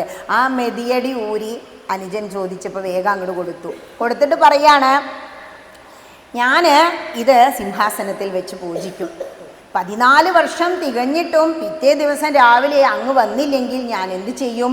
ഉറപ്പായും അഗ്നി ജ്വലിപ്പിച്ച് അതിൽ ചാടി ദേഹത്യാഗം ചെയ്യും. ഇങ്ങനെയും പറഞ്ഞ് ഭരതൻ സാഷ്ടാംഗം നമസ്കരിച്ചു. ഇങ്ങനെ ഒരു ഉറപ്പും കൊടുത്തു. അങ്ങനെ ഗുഹൻ എന്ത് ചെയ്യാണെന്നറിയോ, ഇവരേനെ എല്ലാം ഗംഗാ നദി കടത്തി. നോർത്ത് ഇന്ത്യയിലൊക്കെ അവസരം കിട്ടുകയാണെങ്കിൽ, ശരീരം അനുവദിക്കുകയാണെങ്കിൽ ഒരു തവണയെങ്കിലും പോകണം. ആ ഗംഗാമാതാവിൻ്റെ മാറിലൂടെ ഒരു തോണിയിൽ കയറി അങ്ങനെ സഞ്ചരിക്കണം. അപ്പോഴാണ് ഈ ഗുഹനെക്കുറിച്ച്, യമുനാ നദിയെക്കുറിച്ച്, ശ്രീകൃഷ്ണനെക്കുറിച്ച്, കാളിയനെക്കുറിച്ച്, കാളിന്തിയെക്കുറിച്ചൊക്കെ നമുക്ക് മനസ്സിലൂടെ വരിക. ആ ഗംഗ തോണി തുഴഞ്ഞ അക്കരെ കടത്തി എന്ന് പറയുമ്പോൾ ഗുഹനൊക്കെ എത്ര ഭാഗ്യവാനാ. നിർണയം നൈഷാദജന്മവും പാവനം എന്നാണ് രാമായണം പറയുന്നത്. നൈഷാദനാണെങ്കിൽ എന്താ, ഭഗവാൻ മാറോടു ചേർത്തണച്ചില്ലേ ഗുഹനെ. ഇവിടെ ഗുഹൻ എല്ലാവരോടും പറഞ്ഞു, ശരി ശരി നമുക്ക് പോവാമെന്നും പറഞ്ഞ് എല്ലാവരെയും എല്ലാ തോണികളിലും 500 പേരൊക്കെ കയറുന്ന തോണി ഉണ്ടായിരുന്നു അത്രേ. അത്ര വലിയ തോണികൾ കൊണ്ടുവന്നു. ഏകദേശം 500 തോണിയോളം കൊണ്ടുവന്നു എന്നും പറയുന്നു. ഇങ്ങനെ അക്കരെ കടത്തി ഭരതശത്രുഘ്നന്മാർ താപസവേഷം ധരിക്കുകയാണ്. അത് ഇങ്ങോട്ട് വന്നത് എങ്ങനെയാ, രാജകീയമായ വേഷത്തിലായിരുന്നു. തിരിച്ചെത്തിക്കഴിഞ്ഞപ്പോൾ അവരൊരിക്കലും അയോധ്യയിൽ സിംഹാസനത്തിൽ കയറിയിരുന്ന് ഭരിക്കുകയല്ല, നേരെ നന്ദിഗ്രാമത്തിൽ ചെന്നു. എന്നിട്ട് ഈ സിംഹാസനം, അയോധ്യയിലെ സിംഹാസനത്തിൽ ഈ പാദുകങ്ങൾ വെച്ച് രാജ്യ അഭിഷേകം നടത്തി. എങ്ങനെയാണോ രാമൻ അഭിഷേകം നടത്തേണ്ടേ, രാജ്യാഭിഷേകം ആ പാദുകങ്ങളിൽ നടത്തി. അതിനുശേഷം അവരെന്ത് ചെയ്തു എന്നോ, നന്ദിഗ്രാമത്തിൽ പോയി ആ ഭക്ഷണത്തെക്കുറിച്ചൊക്കെ വാൽമീകി രാമായണം വർണ്ണിക്കുന്നുണ്ട്. ഒരു നല്ല ഭക്ഷണം പോലും കഴിക്കാതെ താപസവേഷം ധരിച്ച്, എങ്ങനെയാണോ ശ്രീരാമചന്ദ്രൻ കാനനത്തിൽ വസിക്കുന്നത് അതേപോലെ താപസവേഷം ധരിച്ച് ഭരതശത്രുഘ്നന്മാർ ഭഗവാനെ മനസ്സിൽ ധ്യാനിച്ച് അങ്ങനെ ജീവിച്ചു കുറേ കാലം. എത്ര കാലം? 14 വർഷം എന്ന് രാമായണം പറയാം. ഇങ്ങനെ അവിടെ ഇരിക്കുന്ന സമയത്ത് ശ്രീരാമചന്ദ്രൻ ഇവരെല്ലാം തിരിച്ചു പോയപ്പോൾ കുറച്ച് കാലം കൂടി ആ ചിത്രകൂടാചലത്തിൽ അങ്ങനെ താമസിച്ചു. ചിത്രകൂടത്തിൽ അങ്ങനെ താമസിക്കുമ്പോൾ ഭഗവാൻ ആലോചിക്കുക, ഇവിടെ ഇപ്പോൾ നടന്ന സംഭവമൊക്കെ എന്താ, സ്വന്തക്കാരെല്ലാം കൂടി ഒരു സൈന്യമായിട്ട് ഇങ്ങോട്ട് വന്നു, വരൂ തിരിച്ചു പോവാന്ന് പറഞ്ഞിട്ട്. ഇനിയും ഇവിടെ തന്നെ ഇരുന്ന് കഴിഞ്ഞാൽ എന്ത് സംഭവിക്കും? ഇനിയും മിത്രങ്ങളും രാജ്യത്തുനിന്ന് പല ആൾക്കാരും വന്നിട്ട് തിരിച്ചു പോകൂ എന്ന് പറയും, അല്ലെങ്കിൽ ഒരു സൗഹൃദ സന്ദർശനം നടത്തും. അതുകൊണ്ട് എന്ത് വേണ്ട, ഇനി ഇവിടെ താമസിക്കണ്ട, ഇവിടെ നിന്ന് കുറച്ചുകൂടി ഉള്ളിലേക്കുള്ള കാട്ടിലേക്ക് പോകാം എന്ന് തീരുമാനിച്ചു. അങ്ങനെ ഉൾക്കാട്ടിലേക്ക് പോകാൻ തീരുമാനിക്കുകയാണ് ശ്രീരാമചന്ദ്രൻ. ഇപ്പോൾ ഭരതരാഘവ സംവാദം എന്ന ഭാഗം രാമായണത്തിൽ കഴിഞ്ഞു. ഇപ്പോൾ ഈ രാമായണത്തിലെ കഥ വർഷവും കേൾക്കുന്നുണ്ട്, അറിയാം. ഇതിൽ നിന്ന് ഏതൊരു ഗ്രന്ഥം വായിച്ചാലും ഇതിലെന്ത് തത്വമാണ് എനിക്കുള്ളത്, ഞാനെന്ന മനുഷ്യന് ഈ ഭൂമിയിൽ ജനിച്ചിട്ട് എന്ത് തത്വമാണ് ഇതെന്ന് മനസ്സിലാക്കാനുള്ളത് എന്ന് സ്വയം ഒന്ന് ചിന്തിക്കണം. അതായത് രാമായണത്തിൻ്റെ വരികൾക്കിടയിൽ വരികൾ നമ്മൾ വായിക്കണം. അതെങ്ങനെ വായിക്കുക? അത് വായിക്കാനാണ് ആചാര്യന്മാരിവിടെ എത്തുന്നത്. ഇനി ഇതിൽ പറയുന്ന തത്വം, ഇതിപ്പോൾ കുറേ കാലമായി വായിക്കുന്നു ഇല്ലേ, എന്തെല്ലാം വായിച്ചു. പാദുകാം ദേഹി രാജേന്ദ്ര രാജ്യായ ദേ പാദബുദ്ധ്യാ മമ സേവിച്ചു കൊള്ളുവാൻ. മനസ്സിലായി? ഭഗവാന്റെ പാദുകങ്ങൾ ആരൂരി വാങ്ങി? ഭരതനൂരി വാങ്ങി. അതങ്ങനെ ഇങ്ങോട്ട് മനസ്സിലാക്കി പോവല്ലേ വേണ്ടത്. ഇനി ഇവിടെ പറയുന്ന തത്വങ്ങൾ എന്തെല്ലാം ആണ് എന്ന് ചിന്തിക്കണം. അതാണ് പ്രധാനം പ്രഭാഷണത്തിൽ. 2 സഹോദരന്മാരുള്ള വെറും ഒരു സംഭാഷണം അല്ല ഇതിൽ നിങ്ങൾ മനസ്സിലാക്കേണ്ടത്. പിന്നെന്താ, ഒരുപാട് ഗുണങ്ങൾ ഇവരിൽ 2 പേരിലും നമുക്ക് കാണാം. എന്തൊക്കെ ഗുണങ്ങളാണ് കാണാനുള്ളത്? ധർമ്മം. രാമായണം എന്ന് പറഞ്ഞാൽ തന്നെ എന്താ, ധർമ്മത്തിൻ്റെ പ്രതിപുരുഷനാണ് ആര്? ശ്രീരാമചന്ദ്രൻ. ധർമ്മത്തിനും സത്യത്തിനും വേണ്ടി, ത്യാഗത്തിനു വേണ്ടി നിലകൊണ്ട മൂർത്തിയാണ് ശ്രീരാമചന്ദ്രൻ. അങ്ങനെയാണെങ്കിൽ ഇവിടെ രാമൻ ധർമ്മത്തിനും ത്യാഗത്തിനും വേണ്ടിയാണ് ഈ വാഗ്വാദങ്ങളെല്ലാം നടത്തിയത്. അപ്പം നമ്മുടെ ഇപ്പോഴത്തെ കാലത്തെ കുട്ടികളാണെങ്കിൽ ശരിയാ, ഞാനാണ് ജ്യേഷ്ഠൻ, അനുജൻ എനിക്ക് തന്നൂലോ എന്ന് പറഞ്ഞ് തിരിച്ചു വന്ന് രാജ്യം ഭരിക്കും. പക്ഷെ ഇവിടെ എന്താ പറഞ്ഞ്, അച്ഛൻ തന്ന വാക്ക്, അത് ആ ധർമ്മം പരിപാലിക്കാൻ നമ്മൾ അനുസരിച്ചേ പറ്റൂ. അച്ഛൻ്റെ ആജ്ഞ അനുസരിക്കലാണ് ഒരു യഥാർത്ഥ മകൻ്റെ ധർമ്മം എന്ന് പറഞ്ഞു. അതേപോലെ തന്നെ പറയാണ് ത്യാഗം. നമ്മൾ പലതും ത്യജിക്കാൻ തയ്യാറാവുന്നില്ല. ഏട്ടനും അനുജനും തമ്മിൽ എത്ര അടി ഉണ്ടാവുന്ന അല്ലേ? അമ്മയും അച്ഛനുള്ള കാലത്ത് ഒരു പ്രശ്നം ഉണ്ടാവുന്നില്ല. കുറച്ച് കാലം കഴിഞ്ഞ് ഒരു ഭാഗം വയ്ക്ക് 8 സെൻറ്റേ ഉണ്ടാവുള്ളൂ. 1 സെൻറ്റ് 1/2 സെൻറ്റിനൊക്കെ വേണ്ടി അങ്ങോട്ടും ഇങ്ങോട്ടും വെട്ടും കൊലം വരെ നടക്കുന്നില്ലേ? കോടതി വരാണ്ട് കയറിയിട്ട് ആ വക്കീലിന് കൊടുക്കും, സ്വത്ത് വാങ്ങേണ്ടതിൻ്റെ ഇരട്ടി വില നടക്കുന്നില്ലേ? ഇതിനെക്കുറിച്ച് പറയാണ്. നമ്മളൊരു കാര്യം ത്യജിക്കാൻ തയ്യാറായാൽ സ്വന്തം പേരിൽ ഒരു ആധാരവും ഇല്ല, ഒരു ഭൂമി ഇല്ലെങ്കിലത്തെ സന്തോഷം എത്ര ഉണ്ടാവും? വലിയ സന്തോഷമൊന്നും ഉണ്ടാവില്ല അല്ലേ? പക്ഷേ ഒരു തരത്തിൽ ഒന്നും ഇല്ലാതെ രാമചന്ദ്രൻ കാനനത്തിലൂടെ പോകുമ്പോൾ എന്തെങ്കിലും കൊണ്ടുപോയോ? പണ്ടൊക്കെ വൈരാഗ്യം വന്നാലേ വീട്ടിൽ നിന്നും വ്യക്തികൾ എന്താ അത്ര ചെയ്യാന്നോ, ഈ കോറത്തുണിയാണ് അന്നൊക്കെ, കോറയുടെ ഒരു മുണ്ടും ധരിച്ചിട്ട് ആശ്രമങ്ങളിലേക്കാണ് കയറി ചെല്ലും. ആശ്രമത്തിൽ ചെല്ലുമ്പോൾ ഇത് വെള്ള വസ്ത്ര. ഗുരു ആദ്യം എന്താ പറയാന്നോ, പോയിട്ട് ചെളിയിൽ ഉരുണ്ട് വരൂന്ന് അത്രേ പറയാം. എന്തിനാ ഈ ചളിയിൽ ഉരുളണെന്നറിയോ? കാവ്യവസ്ത്രമാക്കാനാണ്. ഈ ചളിയിൽ അങ്ങോട്ട് ഉരുണ്ടാത് കാവ്യവസ്ത്രമായില്ലേ? അതന്നെ എന്താ പറയുക, നമ്മൾ മണ്ണുമുണ്ട് എന്നാ പറയുന്നത് ചെയ്യുക. ശരിക്കും സത്യം പറഞ്ഞാൽ എന്നിട്ട് ആ ആൽത്തറയിൽ പോയിരുന്ന് ധ്യാനിക്കൂ എന്ന് അത്രേ പറയുക. ആരും അദ്ദേഹത്തെ ഇഷ്ടപ്പെടരുത്. ചളി നാറി ആരെങ്കിലും അടുത്തേക്ക് വരുമോ? ഇല്ലല്ലോ. അതാണത്രേ അതിൻ്റെ പിന്നിലെ മറ്റൊരു രഹസ്യം. അപ്പോൾ എന്ത് ചെയ്യും? അദ്ദേഹം ഒറ്റപ്പെടും. ഒറ്റയ്ക്കാണ് ഞാൻ വന്നത്, ജനിച്ചപ്പോൾ ഒറ്റയ്ക്കല്ലേ വന്ന്, മരിച്ചാലും ഞാൻ ഒറ്റയ്ക്കാണ് പോകേണ്ടത്. പിന്നെ എന്തിനാണ് ഇതൊക്കെ? ഒരുപാട് കുളത്തുകളാണ് നമുക്കല്ലേ, കാലം കൂടെ കുളത്തിയെ പോലെ നമ്മൾ ഓരോരുത്തരും കുളത്തി വെച്ചിരിക്കുക. പേരക്കുട്ടിയെ സ്കൂളിലേക്ക് അയക്കണം അല്ലേ, മരുവൾക്ക് ഓഫീസിലേക്ക് പോകണം. ഈ കുളത്ത് കാരണം ഇങ്ങോട്ട് വരില്ല. ആ കുളത്തൊന്നും അറുത്തിട്ട് ഇങ്ങോട്ട് ഭഗവതിയുടെ അടുത്തേക്ക് എത്താനാവില്ല അല്ലേ? എത്ര വർഷമായി പൊന്നമ്മയൊക്കെ ഇവിടെ വന്ന് കൂടിയിട്ട് ഭഗവതിയെ തന്നെ ഇങ്ങനെ മുറുക്ക പിടിച്ചിരിക്കേക്ക്. വേറെ ഒന്നും വേണ്ട, പേര് മറ്റുള്ളവരതൊന്നും അറിയില്ല കേട്ടോ, എല്ലാ മുഖങ്ങളും എനിക്ക് പരിചയമുണ്ട്. മറ്റൊന്ന്, ഇവിടെ ഭരതസ്വാമി കാണിക്കുന്നത് എന്താണ്? ഭക്തി. എന്ത് ഭക്തിയാ? ഇവിടെ ജ്യേഷ്ഠ ഭക്തിയാണ്. സ്വന്തം ജ്യേഷ്ഠനോട് ഭക്തി ബഹുമാനത്തോടു കൂടിയാണ് സംസാരിക്കുന്നത്. വന്ന് ചൂടായതൊന്നുമില്ല. വളരെ ദയനീയമായി വികാരാധീനനായിട്ട് പറയാണ്, ഹേ ശ്രീരാമചന്ദ്ര, അങ്ങ് തിരിച്ചു വരൂ, ഞാൻ അങ്ങയെ അഭിഷേകം ചെയ്യാനുള്ള സംഭാരങ്ങൾ കൊണ്ടുവന്നിട്ടുണ്ട് എന്ന്. ഇവിടെ രാജധർമ്മം എത്രത്തോളം ഉയർന്നു നിൽക്കുന്നു എന്ന് നമുക്ക് മനസ്സിലാക്കാൻ കഴിയും. ഇനി ഭരതൻ വികാരാധീനനായിട്ടാണ് മടങ്ങി വരൂ ജ്യേഷ്ഠ എന്ന് പറയുന്നത്. ഈ വികാരത്തേക്കാൾ ഉന്നതമാണ് രാജധർമ്മം എന്ന് രാമായണം കാണിക്കുക. രാജാവാണ്, ഒരു സാധാരണ മനുഷ്യനല്ല. അപ്പോൾ ഒരു സാധാരണ ഏട്ടനും അനിയനും ആണെങ്കിൽ അങ്ങോട്ടും ഇങ്ങോട്ടും എന്തെങ്കിലും പറഞ്ഞു, ചെറിയമ്മയും വല്ലമ്മ എന്തെങ്കിലും വഴക്ക് കൂടിച്ചാൽ അത് പിറ്റേ ദിവസം മറന്ന് അവർ തോളിൽ കൈയിട്ട് നടക്കും. പക്ഷെ ഇതങ്ങനെയല്ല. ഒരു രാജ്യം, അയോധ്യ എന്ന് പറയുന്ന രാമരാജ്യം പുലർത്തുന്നതിന് വേണ്ടി ഭരതൻ ഇവിടെ വന്ന് വളരെ വികാരാധീനനായിട്ട് പലതും പറഞ്ഞു. പക്ഷേ രാജധർമ്മം വികാരത്തിനേക്കാൾ ഉയർന്നതാണ് എന്ന് കാണിച്ചു തരികയാണ് ഈ കഥ നമ്മൾക്ക്. അതുപോലെ തന്നെ അച്ഛൻ്റെ വാക്ക്, നിൻ്റെ ഈ വികാരം വിഷമങ്ങളും ഒന്നുമല്ല, അതിനും മുകളിൽ എന്താണ്? അച്ഛൻ്റെ വാക്ക്, അത് സത്യമാക്കണം. വാക്കാണ് സത്യം. ഈ പ്രപഞ്ചത്തെ ചൈതന്യവത്താക്കുന്നത് വാക്കാണ്. എല്ലാവരും ഉണ്ടാതിരുന്ന എന്തെങ്കിലും ചൈതന്യമുണ്ടോ ആ നേരം? രാമ രാമ രാമ രാമ രാമ രാമ പാഹിമാം രാമപാദം ചേരണി മുകുന്ദ രാമ പാഹിമാം. ആ രാമനാമം അങ്ങനെ കേൾക്കുമ്പോൾ നമ്മളുടെ ദഹന വ്യവസ്ഥയെ, കർക്കിടകത്തിൽ ദഹിക്കാൻ ബുദ്ധിമുട്ടല്ലേ, അതുകൊണ്ടല്ലേ പത്തല കഴിക്കുന്ന, ആ ദഹന വ്യവസ്ഥകളെ ഒന്ന് ഉത്തേജിപ്പിക്കാനുള്ള കഴിവ് രാമനാമത്തിനുണ്ട്. നമ്മുടെ ശരീരത്തിന് ഉണർത്താനുള്ള കഴിവ് രാമനാമത്തിനുണ്ട്. ഇവിടെ ഒരു വ്യക്തിയുടെ ഇഷ്ടത്തിനേക്കാൾ കൂടുതൽ ധർമ്മത്തിനാണ് പ്രാധാന്യം എന്ന് രാമൻ നമുക്ക് കാണിച്ചു തരികയാണ്. ഒരു വ്യക്തിയുടെ ഇഷ്ടം എന്ന് പറയുമ്പോൾ അതെന്താ? ഇവിടെ ഇപ്പോൾ ശ്രീരാമചന്ദ്രസ്വാമിയുടെ ഇഷ്ടം എന്താ? ഞാൻ എന്ത് ചെയ്യണം? രാജ്യം ഭരിക്കണം. രാമൻ്റെ അമ്മയ്ക്ക് എന്തായിരിക്കും ആഗ്രഹം? എൻ്റെ കുട്ടി വന്നിട്ട് എന്താ പ്രാർത്ഥിച്ചത്? ദുർഗേ ഭഗവതി ദുഃഖവിനാശിനി ദുർഗദേ നീക്കി തുണച്ചേടുകമ്പികേ. ശ്രീ ദുർഗയ്ക്ക് ഒരു മാല അങ്ങോട്ട് ചാർത്തിയിത്രേ. എന്നിട്ട് പ്രാർത്ഥിച്ചതാണ്, എൻ്റെ മകൻ നടക്കുന്ന നേരവും ഇരിക്കുന്ന നേരവും കിടക്കുന്ന നേരവും എന്ന് പറഞ്ഞിട്ടൊരു വരി വരുന്നുണ്ടല്ലോ. ഇവിടെ ആരായിരിക്കണേ? ശ്രീ കാടാമ്പുഴ ദുർഗയാണ് ഇരിക്കുന്നത്, വനദുർഗ.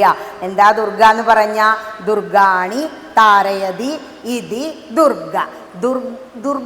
ദുർഘടങ്ങളെ തരണം ചെയ്യാൻ സഹായിക്കുന്നവളാണ് ദുർഗ. ആ ദുർഗയെ ആണ് ആര് പ്രാർത്ഥിച്ചത്? അമ്മയായ കൗസല്യ മാതാവ് പ്രാർത്ഥിച്ച് മകന് വേണ്ടി പ്രാർത്ഥിച്ചത്. ഈ വികാരാധീനനായി നിൽക്കുന്ന ഭരതന് മുന്നിൽ എന്ത് പറയാണ്? ശരി, എന്നാ അമ്മയ്ക്കും അതന്നെ ഇഷ്ടം, ഞാൻ അങ്ങോട്ട് വരാമെന്ന് പറഞ്ഞ് പോന്നാലോ? കല്യാണം കഴിഞ്ഞിട്ട് 6 മാസമേ ആയിട്ടുള്ളൂ അല്ലേ, ഭാര്യ കൂടെ വന്നിട്ടു തന്നെ ഉള്ളൂ. എന്തെല്ലാം സുഖജീവിതങ്ങൾ, സുഖലോലുപതകൾ ആഘോഷിക്കണല്ലേ. എങ്ങടെല്ലാം ടൂറ് പോകണം, കുടുംബക്കാരോടെ മുഴുവൻ പോയി കഴിഞ്ഞിട്ടുണ്ടാവില്ല. കാരണം അത്രയും വലിയ രാമരാജ്യമല്ലേ, പഴയ ഭാരതം, അയോധ്യ. അതൊന്നും തീരുന്നതിന് മുമ്പ് കാട്ടിലെത്തി.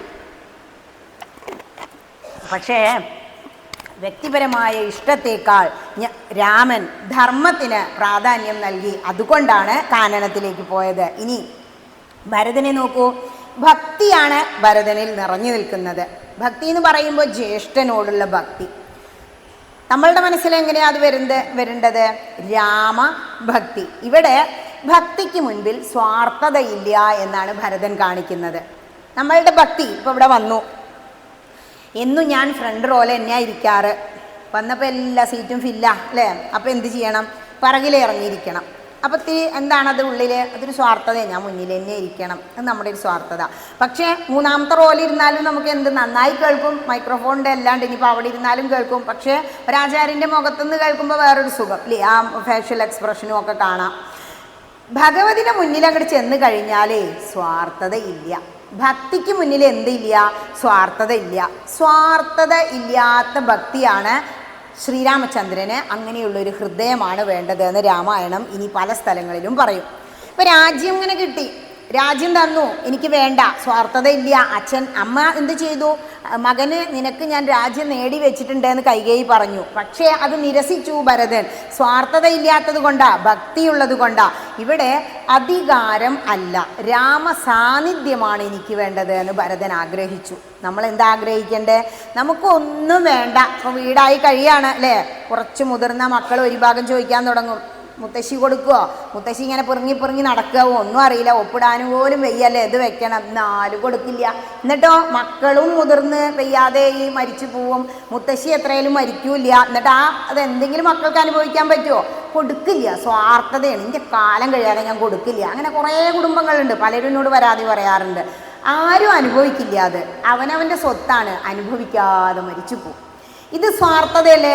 ഇവിടെ പറയാണ്, എനിക്ക് അധികാരം ഒന്നും വേണ്ട, ഈ ഒരു സ്വത്തിന് ഒരു ആധാരം ഉണ്ടാവുള്ളൂ, അത് ആ പെട്ടിയിലിരുന്നാലും ഈ പെട്ടിയിലിരുന്നാലും എനിക്ക് കുഴപ്പമൊന്നുമില്ല. എന്തേ വേണ്ടു?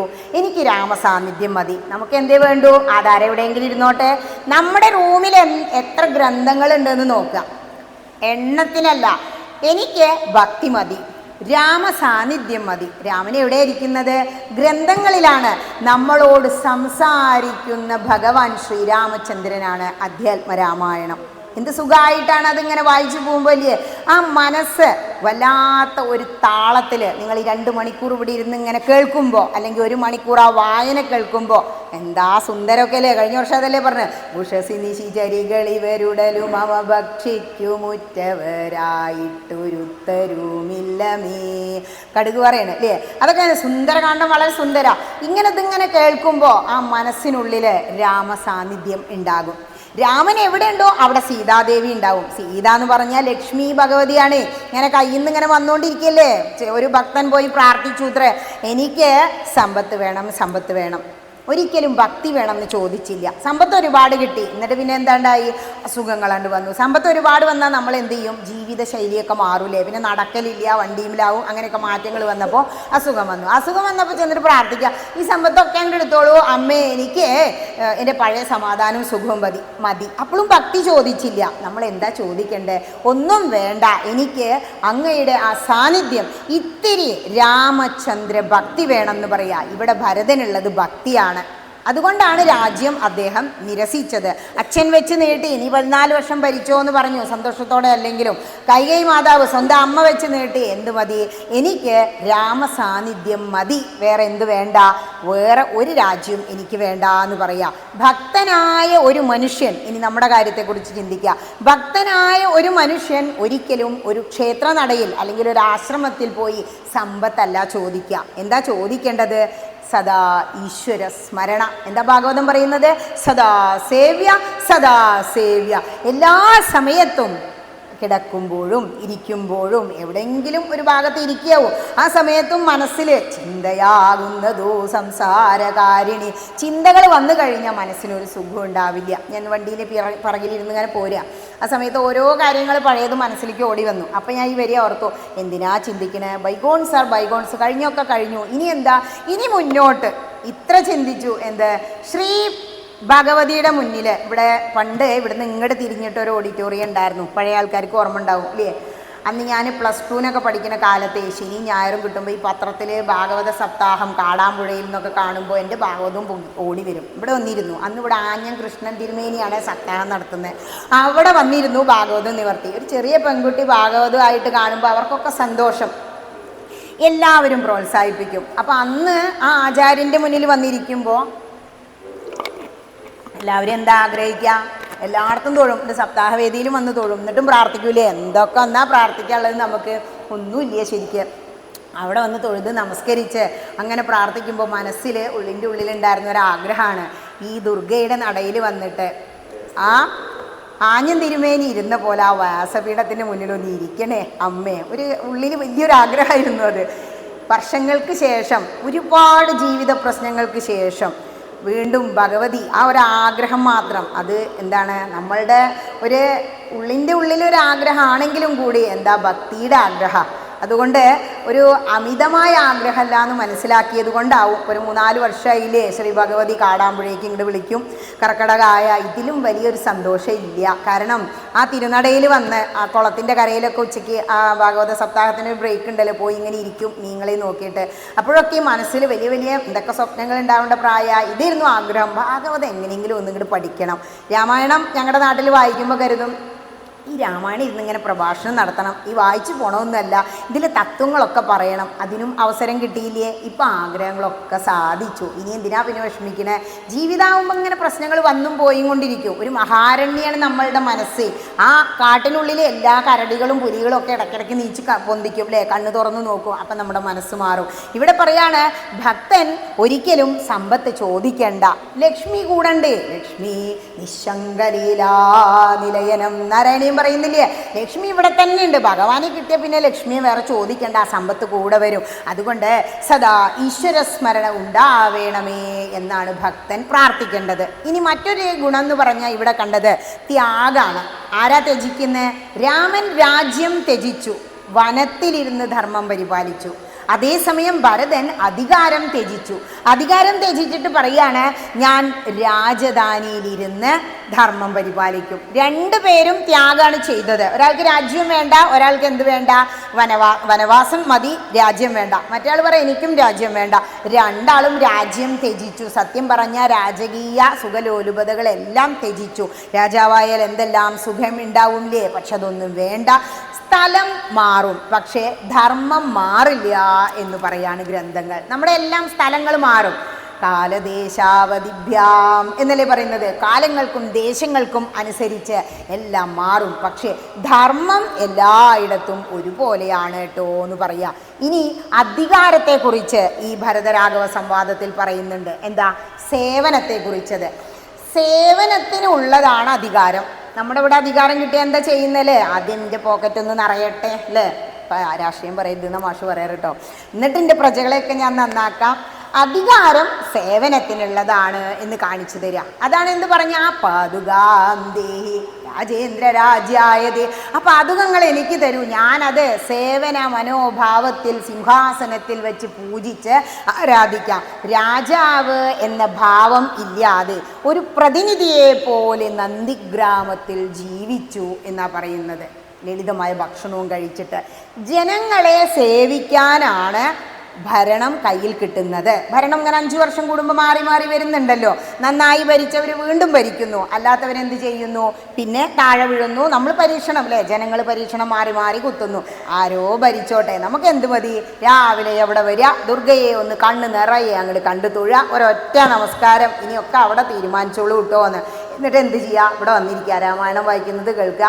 രാമായണം കഥ പറയുന്നത് ആര് പറയുന്നു എന്നല്ല, എന്ത് പറയുന്നു? രാമകഥയാണോ പറയുന്നത്? മനോജവം മാരുതതുല്യവേഗം ജിതേന്ദ്രിയം ബുദ്ധിമതാം വരിഷ്ഠം വാദാത്മജം വാനരയൂഥമുഖ്യം ശ്രീരാമദൂതം ശരണം പ്രപദ്യേ. രാമകഥ ഉണ്ടോ? അവിടെ ആര് വന്നിരിക്കുന്നുണ്ടാവും? ഹനുമാൻ സ്വാമി വന്നിരിക്കുന്നുണ്ടാവും എന്നാ പറയാം. ഇനി ഈ ഭരതരാഘവ സംവാദത്തിൽ എന്താ മനസ്സിലാക്കണ്ടേ? രാജ്യത്തിനും സ്വത്തിനും മുതലിനും ഒക്കെ ഇത്ര പ്രാധാന്യമേ ഉള്ളൂ അല്ലേ? അറ്റാക്കിൻ്റെ കാലഘട്ട, ക്യാൻസറും കിഡ്നി എവിടെ നോക്കിയാലും ഒരു ദിവസം സമാധാനമായി ഈശ്വരസ്മരണയോട് ജീവിച്ചാൽ അതുണ്ട്. നാളെ നമ്മൾ ഉണ്ടാവുമോ എന്ന് പറയാൻ പറ്റില്ല. അതുകൊണ്ട് സഹോദരങ്ങൾ സ്വത്തിന് വേണ്ടി അടികൂടാൻ നിൽക്കാതെ, കോടതി വരാതെ കയറി ഇറങ്ങാതെ എന്ത് ചെയ്യണം? സമാധാനമായിട്ട് ജീവിക്കുക. ഏതെങ്കിലും ഒരു ഗ്രന്ഥം നമ്മളുടെ സ്വന്തമാക്കുക. ഇവിടെ രണ്ടുപേരും അങ്ങോട്ടും ഇങ്ങോട്ടും വെച്ച് നീട്ടുക, എനിക്ക് വേണ്ട എനിക്ക് വേണ്ട എന്ന് പറഞ്ഞിട്ട്. അതായത് മത്സരം ഇവിടെ ധർമ്മത്തിന് വേണ്ടിയാണ്, അധികാരത്തിന് വേണ്ടിയല്ല നടന്നത്. അങ്ങനെ ആയിരിക്കണം നമ്മുടെ സഹോദരങ്ങൾ. രാമൻ്റെ ധർമ്മം, ആ ഒരു ഉറച്ച മനസ്സ്, ഭരതൻ്റെ ഭക്തി, വിനയം, ഇത് നമ്മുടെ കുട്ടികളെ പറഞ്ഞ് മനസ്സിലാക്കി കൊടുക്കുക. നമ്മൾ രാമായണത്തിലൂടെ പോകുമ്പോൾ നമ്മളുടെ മനസ്സ് ശുദ്ധീകരിക്കാൻ വേണ്ടി ഇങ്ങനെ തത്വങ്ങളെക്കുറിച്ച് ചിന്തിക്കുക. അപ്പോൾ എന്തുണ്ടാവില്ല? വേറെ ചിന്തകളൊന്നും മനസ്സിലേക്ക് കയറില്ല. ചിന്തയാകുന്നതോ സംസാരകാരിണി. അപ്പോൾ സംസാരത്തിൽ നിന്നും വിട്ടു നിൽക്കാം. ഇത്രയും പറഞ്ഞ് ഭരതരാഘവ സംവാദം അവിടെ നിർത്തിയതിന് ശേഷമാണ് ഇനി തീരുമാനിക്കുകയാണ്. ഇവിടെ ഇരുന്നാൽ ശരിയാവില്ല. ശ്രീരാമചന്ദ്രൻ എന്ത് തീരുമാനിച്ചു? മിത്രങ്ങൾ വരും, കുടുംബക്കാർ വരും, എല്ലാ അനിയന്മാർ വരും. അതുകൊണ്ട് ഇനിയും ഉൾക്കാട്ടിലേക്ക് പോകാം. അത്ര ആശ്രമപ്രവേശം. ഇതോടുകൂടിയാണ് കാണ്ഡം അവസാനിക്കുക. ശ്രീരാമചന്ദ്രൻ അത്രി മുനിയുടെ ആശ്രമത്തിലേക്ക് അങ്ങോട്ട് കയറി ചെല്ലുകയാണ്. കാനനത്തിൽ പോയാൽ എന്താ കാണുക? ഒരുപാട് ആശ്രമങ്ങൾ കാണും. ഇതിനൊക്കെ ഒരുപാട് തത്വങ്ങളുണ്ട് കേട്ടോ. രാമൻ അത്രി മുനിയെ അങ്ങോട്ട് നമസ്കരിച്ചു. നമസ്കാരം, പ്രത്യേകിച്ച് ഗുരുവന്ദനം ചെയ്യണം എന്ന് പഠിപ്പിക്കുക നമ്മളെ. രാമനാണ് ഞാൻ എന്ന് പറഞ്ഞു. മഹർഷി, ഞാൻ ശ്രീരാമചന്ദ്രനാണ് എന്ന് പറഞ്ഞ് അങ്ങയുടെ തൃപ്പാദങ്ങൾ കാണാൻ കഴിഞ്ഞത് എനിക്ക് ഏറ്റവും ധന്യത തരുന്നു എന്ന് പറഞ്ഞിട്ടാണ് ആ ഭാഗം തുടങ്ങുന്നത്. ഈ അത്രി മാമുനി തൻ്റെ മുൻപിൽ നിൽക്കുന്നത് മോക്ഷപ്രദനായ സാക്ഷാൽ വിഷ്ണു ഭഗവാൻ തന്നെയാണ് ഇതെന്ന് മനസ്സിലാക്കിയും കൊണ്ടാണ്. അതുകൊണ്ട് തന്നെ മാമുനീശ്വരൻ വേഗം എന്താ ചെയ്യുന്നത്? അർഘ്യപാദ്യങ്ങളൊക്കെ എടുത്തുകൊണ്ടുവന്ന് ശ്രീരാമചന്ദ്രനെ മാത്രമല്ല സാക്ഷാൽ ശ്രീ ഭഗവതിയായ സീതാദേവിയെയും അനന്തനായ ലക്ഷ്മണനെയും എല്ലാം വേണ്ട പോലെ ഉപചരിച്ചു. അർഘ്യപാദ്യങ്ങൾ എന്ന് പറഞ്ഞാൽ നമ്മൾ യാത്ര കഴിഞ്ഞ് വരുമ്പോൾ ക്ഷീണിച്ചല്ലേ വരിക. ഇത്തിരി വെള്ളം, അതുമാതിരി ഇത്തിരി ഫലങ്ങൾ, നമ്മളിപ്പോൾ എന്താ ബേക്കറി കൊടുത്ത് ആകെ കറിയിൽ ഫലമൂലാദികളൊക്കെ കൊടുത്തു. ഇങ്ങനെ അവരെ സ്വീകരിച്ചിരുത്തി ഓരോ കാര്യങ്ങളൊക്കെ, കുശല പ്രശ്നങ്ങളൊക്കെ നടത്തി. കാരണം മാമുനീശ്വരന്മാർക്കെല്ലാം അറിയാം, സാക്ഷാൽ തപസ്വികൾ ഈശ്വരന്മാരല്ലോ, വേറൊന്നും ചോദിക്കേണ്ട കാര്യമൊന്നുമില്ല. എങ്കിലും കുശല പ്രശ്നങ്ങളൊക്കെ ചോദിച്ചു, യാത്രയിലെ ബുദ്ധിമുട്ടുകളെയൊക്കെ കുറിച്ച് ചോദിച്ചു. ഭരതൻ വന്ന് തിരിച്ചു പോയ കാര്യമൊക്കെ ഭഗവാൻ അങ്ങനെ പറഞ്ഞു. ആ സമയത്ത് പറയുകയാണ്, സീതാദേവി ഇതും കേട്ട് ഇങ്ങനെ മാറി നിൽക്കുക, അവരുടെ കൂടെ ഇരിക്കുന്നില്ലല്ലോ. ആ സമയത്ത് പറയാണ്, സീതേ അകത്തേക്ക് ചെല്ലൂ, വൃദ്ധ താപസിമാരിൽ ഏറ്റവും ഉത്തമയും ധർമ്മജ്ഞയുമായ എൻ്റെ പത്നി അകത്തുണ്ട്, ആശ്രമത്തിനുള്ളിലുണ്ട് എന്ന്. ആരാ അവിടെ ഉള്ളത്? അനസൂയ അല്ലേ? പേരെന്നെ നോക്കൂ, അനസൂയ. അസൂയയില്ലാത്തവൾ. നമ്മൾ എന്തൊക്കെ പേരപ്പെടുന്നത് കുട്ടികൾക്കില്ലേ? ഒരർത്ഥവും ഉണ്ടാവില്ല. പക്ഷേ സഹസ്രനാമങ്ങളിൽ ഒരു നാമം ഇടുക, ആ നാമം തന്നെ വിളിക്കും ചെയ്യണം എന്നാ. അജാമിളനെ എന്താ വിളിച്ച്? നാരായണ എന്ന് വിളിച്ചിട്ട് മോക്ഷം കിട്ടിയില്ലേ? മക്കളെ വിളിച്ചിട്ടെങ്കിലും മോക്ഷം കിട്ടട്ടെ വെച്ചിട്ടാണ് അങ്ങനെ നമ്മുടെ കാരണവന്മാർ പറഞ്ഞത്. ഇവിടെ സീതാദേവി വേഗം ശ്രീരാമചന്ദ്രൻ്റെ മുഖത്തേക്ക് നോക്കുക, അനുവാദത്തിന് പോയിക്കോട്ടെ അകത്തേക്ക് എന്ന്. അപ്പോൾ തല കൊണ്ട് പോയിക്കോളാൻ പറഞ്ഞതും രാമൻ്റെ അനുവാദത്തോടുകൂടി അനസൂയയുടെ അടുത്തേക്ക് ചെല്ലാണ് സീതാദേവി. അനസൂയ ദേവിയുടെ പാദങ്ങൾ അങ്ങോട്ട് തൊട്ട് വണങ്ങി. അപ്പോൾ എന്താ പറയുന്നതെന്നറിയോ? വത്സേ വരികരികേ ജനകാത്മജേ സത്സംഗമം ജന്മസാഫല്യമോർക്ക നീ. അണ്ടർലൈൻ ചെയ്തു വെക്കേണ്ട വരിക. സത്സംഗമം ജന്മസാഫല്യമോർക്ക നീ. നമ്മൾ സത്തുക്കളുമായി സംഘമാണ് ഉണ്ടാവുന്നുണ്ട്. അപ്പോൾ ഇവിടെ നിങ്ങൾ എല്ലാവരും വർഷങ്ങളായി ഒരു കൂട്ടായ്മ അല്ലേ, നാരായണീയ സമിതി അല്ലേ, അപ്പുകാരൊക്കെ കൂടി സംഭവമായിട്ടല്ലേ നിങ്ങൾ പോണത്. എത്ര തരം യൂണിഫോമാണ് കാടാമ്പുഴ മാതൃസമിതിക്ക്. അതൊക്കെ ഒരു സന്തോഷമാണ് കാണുമ്പോൾ. അപ്പോൾ ഇതൊക്കെ അങ്ങനെ ഓരോ യാത്രകൾ നമ്മൾ എങ്ങടൊക്കെ പോയി. പക്ഷെ ഭഗവതിയുടെ ക്ഷേത്രത്തിൻ്റെ പേരിലൊരു മാതൃസമിതി, അതിലൊരു അപ്പുകാരുടെ കൂടെ ഒരു യൂണിഫോം ഇട്ടിട്ട് അങ്ങനെ പോവുക, ആ കൂടെ ഇരുന്ന് നാരായണീയ അങ്ങനെ ചൊല്ലുക. ഇതിലും വലിയൊരു സുഖം എന്താ ഉള്ളത്? ഇവിടെ പറയാണ് സത്സംഗമം ജന്മസാഫല്യമോർക്ക നീ. നിങ്ങൾ തന്നെ ആലോചിച്ച് നോക്കൂ, നിങ്ങളുടെ വീട്ടിൽ ഇപ്പോൾ മുത്തശ്ശനോ മുത്തശ്ശിയോ അല്ലെങ്കിൽ അമ്മയോ അച്ഛനോ അനിയന്മാരോ മക്കളെ പേരക്കുട്ടികളോ അവരുടെയൊക്കെ കൂടെ ഇരുന്ന് കളിക്കുമ്പോൾ ഒരു സുഖമുണ്ട്, ഇല്ലാന്നില്ല. അത് ലൗകിക സുഖം. ആ സുഖത്തിനേക്കാൾ വലിയൊരു സുഖം ഇവിടെ വന്നിരിക്കുമ്പോൾ നിങ്ങൾ അനുഭവിക്കുന്നില്ലേ? പ്രത്യേകിച്ച് രാമായണ മാസത്തിലൊക്കെ പലതരം ആചാര്യന്മാർ, ഇന്നലെ പറഞ്ഞ പോലെ ആവില്ല എന്ന് പറയാം, ഇന്ന് പറഞ്ഞ പോലെ ആവില്ല നാളെ പറയാം, ചിലപ്പോൾ എല്ലാ കൊല്ലം ഓരോരുത്തർ തന്നെയാവും. എങ്കിലും പുതിയ പുതിയ ആചാര്യന്മാരുടെ മുന്നിൽ ഇരുന്ന് ഇതിങ്ങനെ കേൾക്കുക പറയുക. ഒറ്റയ്ക്കിരുന്ന് എത്ര നേരം രാമായണം വായിക്കുക? ഉറങ്ങും, കുറച്ച് കഴിഞ്ഞാൽ ഉറങ്ങി തൂങ്ങാൻ തുടങ്ങൂലേ. പക്ഷേ ഒരു ആചാര്യൻ അങ്ങനെ പറയാം, നമ്മളിരുന്ന് ആ രാമകഥ അങ്ങനെ സുഖിച്ച് അത് ജീവിതം ചേർത്ത് പറയുമ്പോൾ ഇതിന് വലിയ സന്തോഷം വേറെ ഇല്ല. ഞങ്ങളെ ഷാരടി പറയുമ്പോൾ എനിക്ക് ഏറ്റവും ആകർഷണം അതായിരുന്നു. ഭാഗവതം പറയുമ്പോഴേ ഇതിനും വലിയൊരു സന്തോഷമില്ല. ആ സപ്താഹവേദിയിൽ അവിടെ പോയിരിക്കുക, അപ്പോഴാണ് അമ്മ പറയണമെങ്കിൽ അങ്ങനെ എന്നും ഭാഗവതത്തിൽ കൂടെ ഒന്നും പോവണ്ട, ഇങ്ങനെ കാര്യങ്ങളൊക്കെ ഉണ്ട്. അങ്ങനെ പറഞ്ഞിട്ട് പിടിച്ച് പിന്നാകട്ടെ ഒരു 4-5 കൊല്ലം അവിടെ കിടക്കണം, പിന്നെ വീണ്ടും ഇതിലേക്ക് വന്നു. അതാണ് ഇത്തിരി ഒക്കെ നമുക്ക് ഭക്തി ഉണ്ടെങ്കിലേ പ്രാരബ്ധം എത്ര വന്നാലും ആ ജ്ഞാനം, നേടിയ ജ്ഞാനം നശിക്കാതെ സൂക്ഷിച്ച ഭഗവതി പിന്നെയും കൈപിടിച്ച് ഇങ്ങോട്ട് കൊണ്ടുവരും. ഇത്ര അങ്ങനെയാണ് വീണ്ടും നമ്മൾ ഈ വ്യാസപീഠത്തിന് മുന്നിലെത്തുന്നത്. ഇവിടെ എന്താ പറഞ്ഞത്? സത്സംഗമം ജന്മസാഫല്യം ഓർക്ക നീ. രാമായണത്തിലെ ഏറ്റവും അവസാനം അയോധ്യാകാന്ഡത്തിൽ ചെറിയൊരു ഭാഗമാണ് അത്ര ആശ്രമപ്രവേശം. പക്ഷേ ആ ചെറിയ ഭാഗത്തിൽ പറയുന്ന വലിയ ഒരു വരിയാണ് സത്സംഗമം ജന്മസാഫല്യം ഓർക്ക നീ. അതായത് സത്തുക്കളുമായി ഒരു സംഘം ഉണ്ടാവുക. സത്തുക്കൾ എന്ന് പറഞ്ഞാൽ എന്താ? മനസ്സിനുള്ളിൽ നന്മ ഉള്ളവരെല്ലാം സത്തുക്കളാണ്. സത്തുക്കളെയാണ് എങ്ങനെ എത്തിപ്പെടൂ? ഇങ്ങനെയുള്ള വേദികളിൽ വന്നിരിക്കൂ. ഇപ്പോൾ രാമകൃഷ്ണ പരമഹംസർ പറയും, മത്സ്യം വിൽക്കുന്ന മാർക്കറ്റുകളിൽ തിരക്ക് കൂടുതലാണ്, രത്നം വിൽക്കുന്ന കടയിലോ തിരക്ക് കുറവല്ലേ? അതുപോലെയാണ് പ്രഭാഷണ വേദികൾ. അതൊന്നും ഓർത്ത് നിങ്ങൾ ദുഃഖിക്കേണ്ട. നിങ്ങളിവിടെ എത്തിയോ, നിങ്ങൾ സന്തോഷിച്ചോളൂ. ശ്രീ ഭഗവതി നിങ്ങളെ അനുഗ്രഹിച്ചു, പ്രാരാബ്ദം കുറേ ഒഴിഞ്ഞു പോയി എന്ന്. ഈ വൃദ്ധ താപസി ഇങ്ങനെ പറയാണ് സീതാദേവിയോട്. അതുകൊണ്ട് വരൂ മോളെ എന്ന് പറഞ്ഞ് മാറോടണച്ച്, സാക്ഷാൽ ശ്രീ ഭഗവതിയല്ലേ, ആ സത്സംഗമം എൻ്റെ ജന്മസാഫല്യമാണ് മോളെ എന്ന് പറഞ്ഞിട്ട് പിന്നെന്താ മുത്തശ്ശിമാർ ചെയ്യുക? ആ കബോർഡിൽ എന്തെങ്കിലുമൊക്കെ ഉണ്ടോ നോക്കും. ചിലരുണ്ടല്ലോ വിളിച്ചു കൊണ്ടുപോകും പ്രഭാഷണമൊക്കെ കഴിഞ്ഞാൽ. വീട്ടിലങ്ങോട്ട് ചെന്നാൽ അവർക്ക് എന്തൊക്കെയാ തരേണ്ടത് എന്നറിയില്ല, ഒന്നും വേണ്ട പറഞ്ഞാലും കഴിയില്ല. അതുപോലെ അവരെങ്ങനെ എന്തൊക്കെയോ വിചാരിക്കുന്നു. പക്ഷെ നമുക്കുണ്ടല്ലോ അവരുടെ ആ ചിരിക്കുക, ഉള്ളു തുറന്നിട്ടുള്ള ആ ചിരി, ആ സ്നേഹം, ആ സ്വീകരണം. എന്നിട്ട് ഒക്കെ തപ്പി തെരഞ്ഞെടുത്തു. എന്തൊക്കെയാണ് എടുത്തത്? വിശ്വകർമാവ് നിർമ്മിച്ച കുറിക്കൂട്ട്, അതാണ് അംഗരാഗം. അവരീൻ്റെ അവിടെ കിടക്കുന്നുണ്ടായിരുന്നു താഴെ. അംഗരാഗം എടുത്തു കൊടുത്തു സീതാദേവിക്ക്. സ്ത്രീകളല്ലേ. അത് കഴിഞ്ഞ് നല്ല ഒരു പട്ടുവസ്ത്രം. ഈ മരവുരിയൊന്നും ചുറ്റി നീ നടക്കണ്ട. ആരോടാ കാട്ടിൽ പോകാൻ പറഞ്ഞ്? രാമചന്ദ്രനോടല്ലേ. നീ ഈ പട്ടുവസ്ത്രം തന്നെ ഉടുത്തോളൂ, നിനക്ക് കാന്തി ഒട്ടും കുറയരുത് എന്നാണ് പറഞ്ഞു കൊടുക്കണേ. മുത്തശ്ശിമാരെന്താ നമ്മളോട് പറയാ? പെൺകുട്ടികൾ അണിഞ്ഞൊരുങ്ങി നടക്കണം അല്ലേ? അങ്ങനെ പറ. കർക്കിടമാസമായ അമ്മ പറയും കണ്ണ് എഴുതണം അല്ലേ, പൊട്ടു തൊടണം, രാവിലെ നീട്ട എന്താ ദശപുഷ്പം ചൂടണം. അപ്പം അതൊക്കെ കിട്ടാനില്ലാതെ അപ്പം കഴിയുന്നതൊക്കെ ചെയ്യാം. പട്ടുവസ്ത്രം കൊടുത്തു. അതിനുശേഷം 2 കുണ്ടലങ്ങളും കൊടുത്തു. ഇതൊക്കെ അവിടെ അഴിച്ചു വാങ്ങിയില്ലേ? ഒക്കെ അഴിച്ച് ദാനധർമ്മം ചെയ്തില്ലേ? ദാനമരുന്ധതിക്കായി കൊണ്ടു നൽകുക വരി മറന്നില്ലല്ലോ. അങ്ങനെ എല്ലാവർക്കും കൊടുത്ത ഒരു സന്തോഷത്തോടെ പിരിഞ്ഞതാണ്. പക്ഷേ സ്ത്രീകൾ അണിഞ്ഞൊരുങ്ങിയാലാണ് അവർക്ക് ചന്തം ഒന്നും കൂടിയും കൂടുക എന്നുള്ളത് കൊണ്ട് തന്നെ ആ വൃദ്ധ താപസിയായ അനസൂയാദേവി അംഗരാഗവും പട്ടുവസ്ത്രവും കുണ്ടലങ്ങളും നൽകി സീതാദേവിയോട് പറയാണ്, ഇത് വിശ്വകർമാവ് സൃഷ്ടിച്ചതാണ്. നീ പതിവ്രതാധർമ്മം അനുസരിച്ച് ഇങ്ങോട്ട് വന്നത് എത്രയും നന്നായി രാമനോടൊപ്പം. പക്ഷേ ഒന്നും വേണ്ടാന്ന് വെക്കണ്ട. ഒന്നും എന്ത് ചെയ്യരുത്? നമ്മൾ മുത്തശ്ശി എന്താ പറയുക, ചത്ത് കിടക്കുകയാണെങ്കിലും ചമഞ്ഞ് കിടക്കണം എന്ന്. പെണ്ണുങ്ങൾ അണിഞ്ഞൊരുങ്ങണം. പറയുകയാണ് നിന്റെ ദേഹകാന്തി ഒരിക്കലും കുറയില്ല എന്ന് അനുഗ്രഹിച്ചു.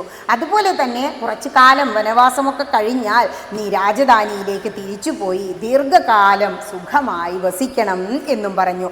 ഈ അത്രി മഹർഷി അന്ന് സമൃദ്ധമായ ഒരു സദ്യ ശ്രീരാമചന്ദ്രനും സീതാദേവിക്കും ലക്ഷ്മണനും നൽകി.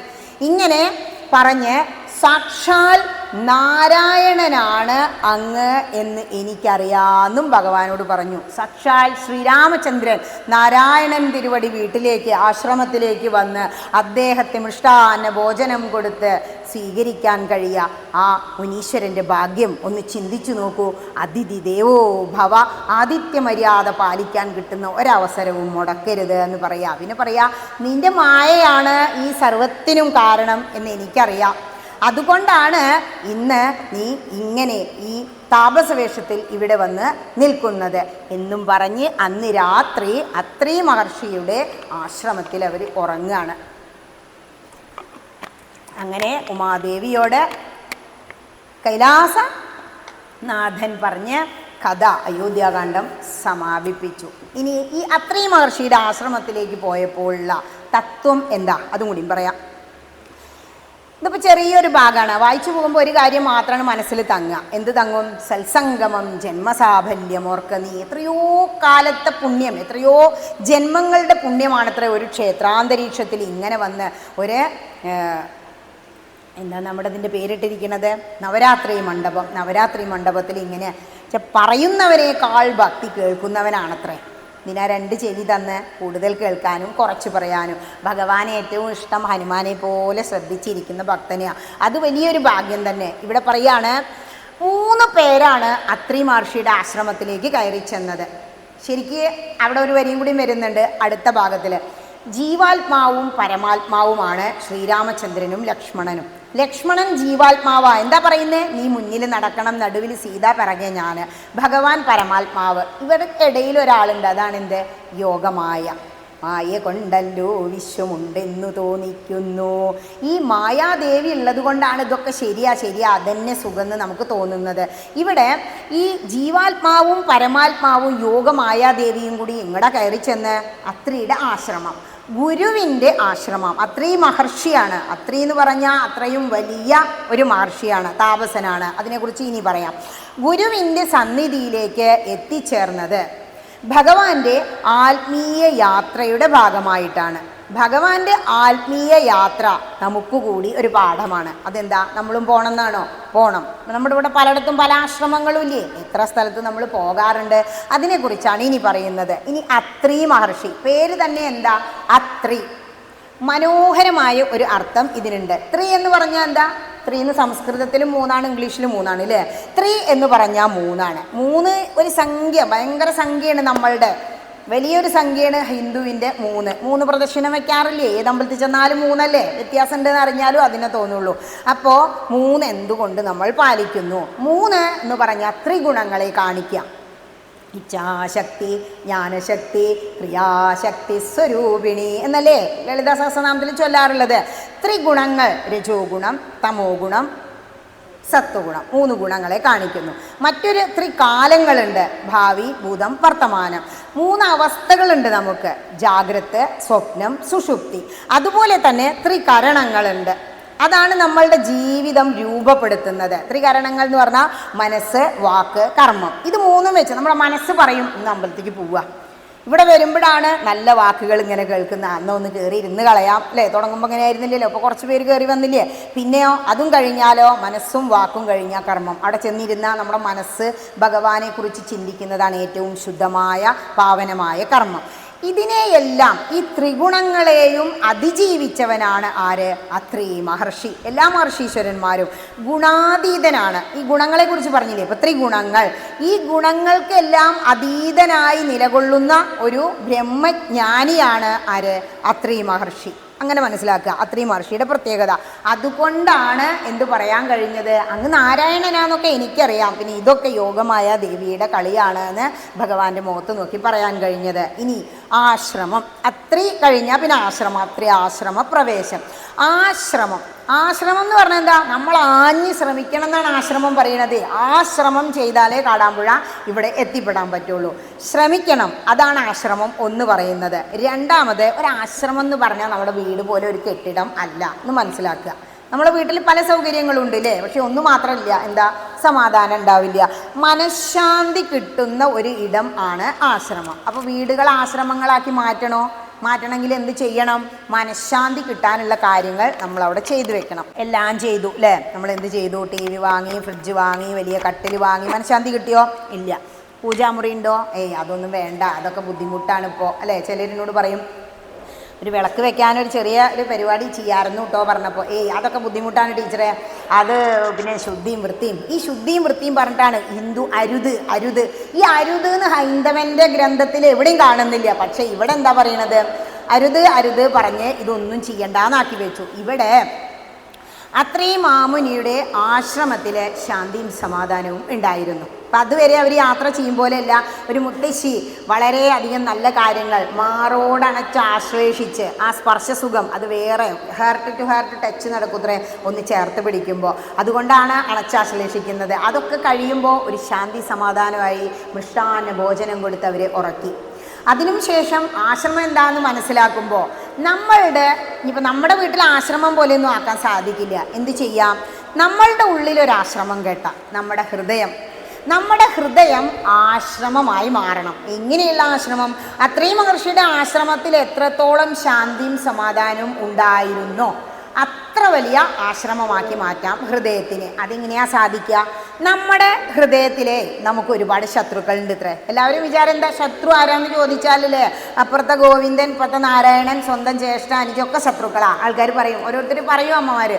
പക്ഷെ ശത്രു എന്ന് പറയുന്നത് ഹരിനാമകീർത്തനം എടുത്താൽ എന്താ പറയാ, ഷഡ്വൈരികൾക്കു വിളയാട്ടത്തിനാക്കരുതു ചിത്താംബുജം മമതവാസ്ഥാനരംഗവിതു, അല്ലേ, വായിക്കാറില്ലേ?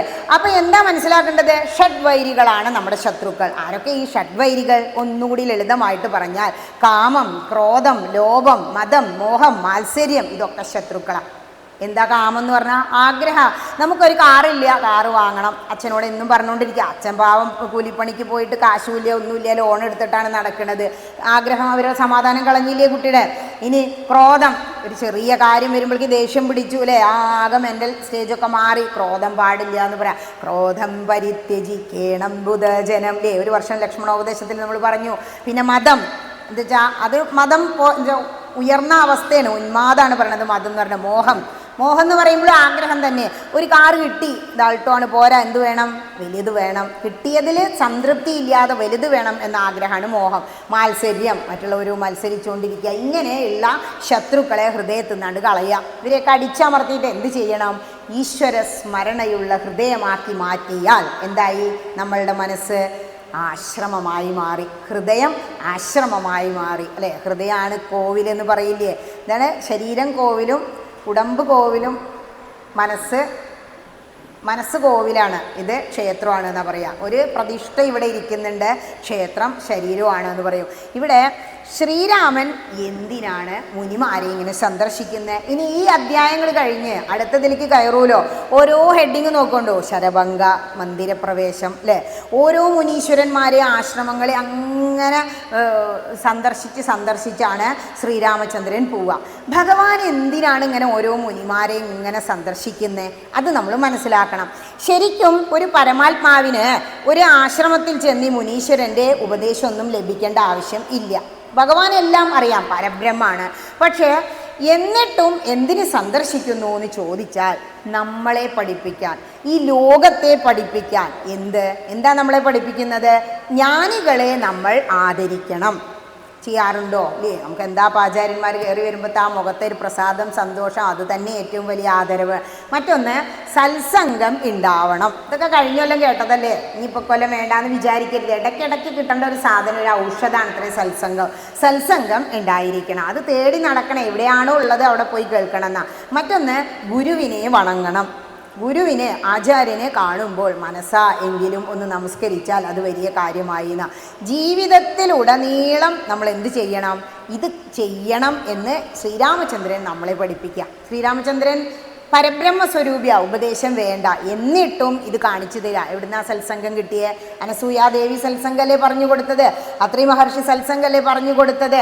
ആചാര്യനെ വണങ്ങിയില്ലേ, ജ്ഞാനികളെ ബഹുമാനിച്ചില്ലേ? ഇതൊക്കെ നമ്മുടെ ജീവിതത്തിൽ നമുക്ക് വേണ്ടുന്ന പാഠങ്ങളാണ് എന്നും പറഞ്ഞ് അത്രി ആശ്രമ പ്രവേശം സമർപ്പിക്കാം. ഹരേ രാമ രാമ രാമ ഹരേ ഹരേ, ഹരേ കൃഷ്ണ കൃഷ്ണ കൃഷ്ണ ഹരേ ഹരേ.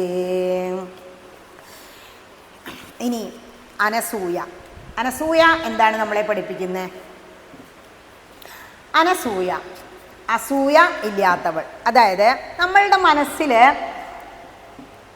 ഭഗവാന് ഇരിക്കാൻ കഴിയണമെങ്കിൽ അവിടെ അസൂയ, കുശുമ്പ്, കുന്നായ്മ ഉണ്ടാവരുത്. ഇതൊന്നും രാമായണം നേരിട്ട് പറയില്ല, ആ ഒരൊറ്റ വാക്കിലൂടെ പറയുന്നത്. അനസൂയ, അല്ലേ, പ്രിയംവദ എന്നുള്ള പേര്. പ്രിയംവദ പറഞ്ഞാൽ നല്ലത് പറയുന്നവളാണ്. ഈ മനസ്സിൽ മറ്റുള്ളവരെ കുറിച്ച് ഒരിക്കലും അസൂയ പാടില്ല. അങ്ങനെയാകുമ്പോൾ ശ്രീരാമചന്ദ്രൻ അവിടെ ഇരിക്കാൻ കഴിയില്ല. ചോദിക്കുന്നുണ്ട് ഭഗവാൻ, ഞാൻ എവിടെയാണ് താമസിക്കേണ്ടത് എന്ന്. അപ്പം എന്താ പറഞ്ഞത്?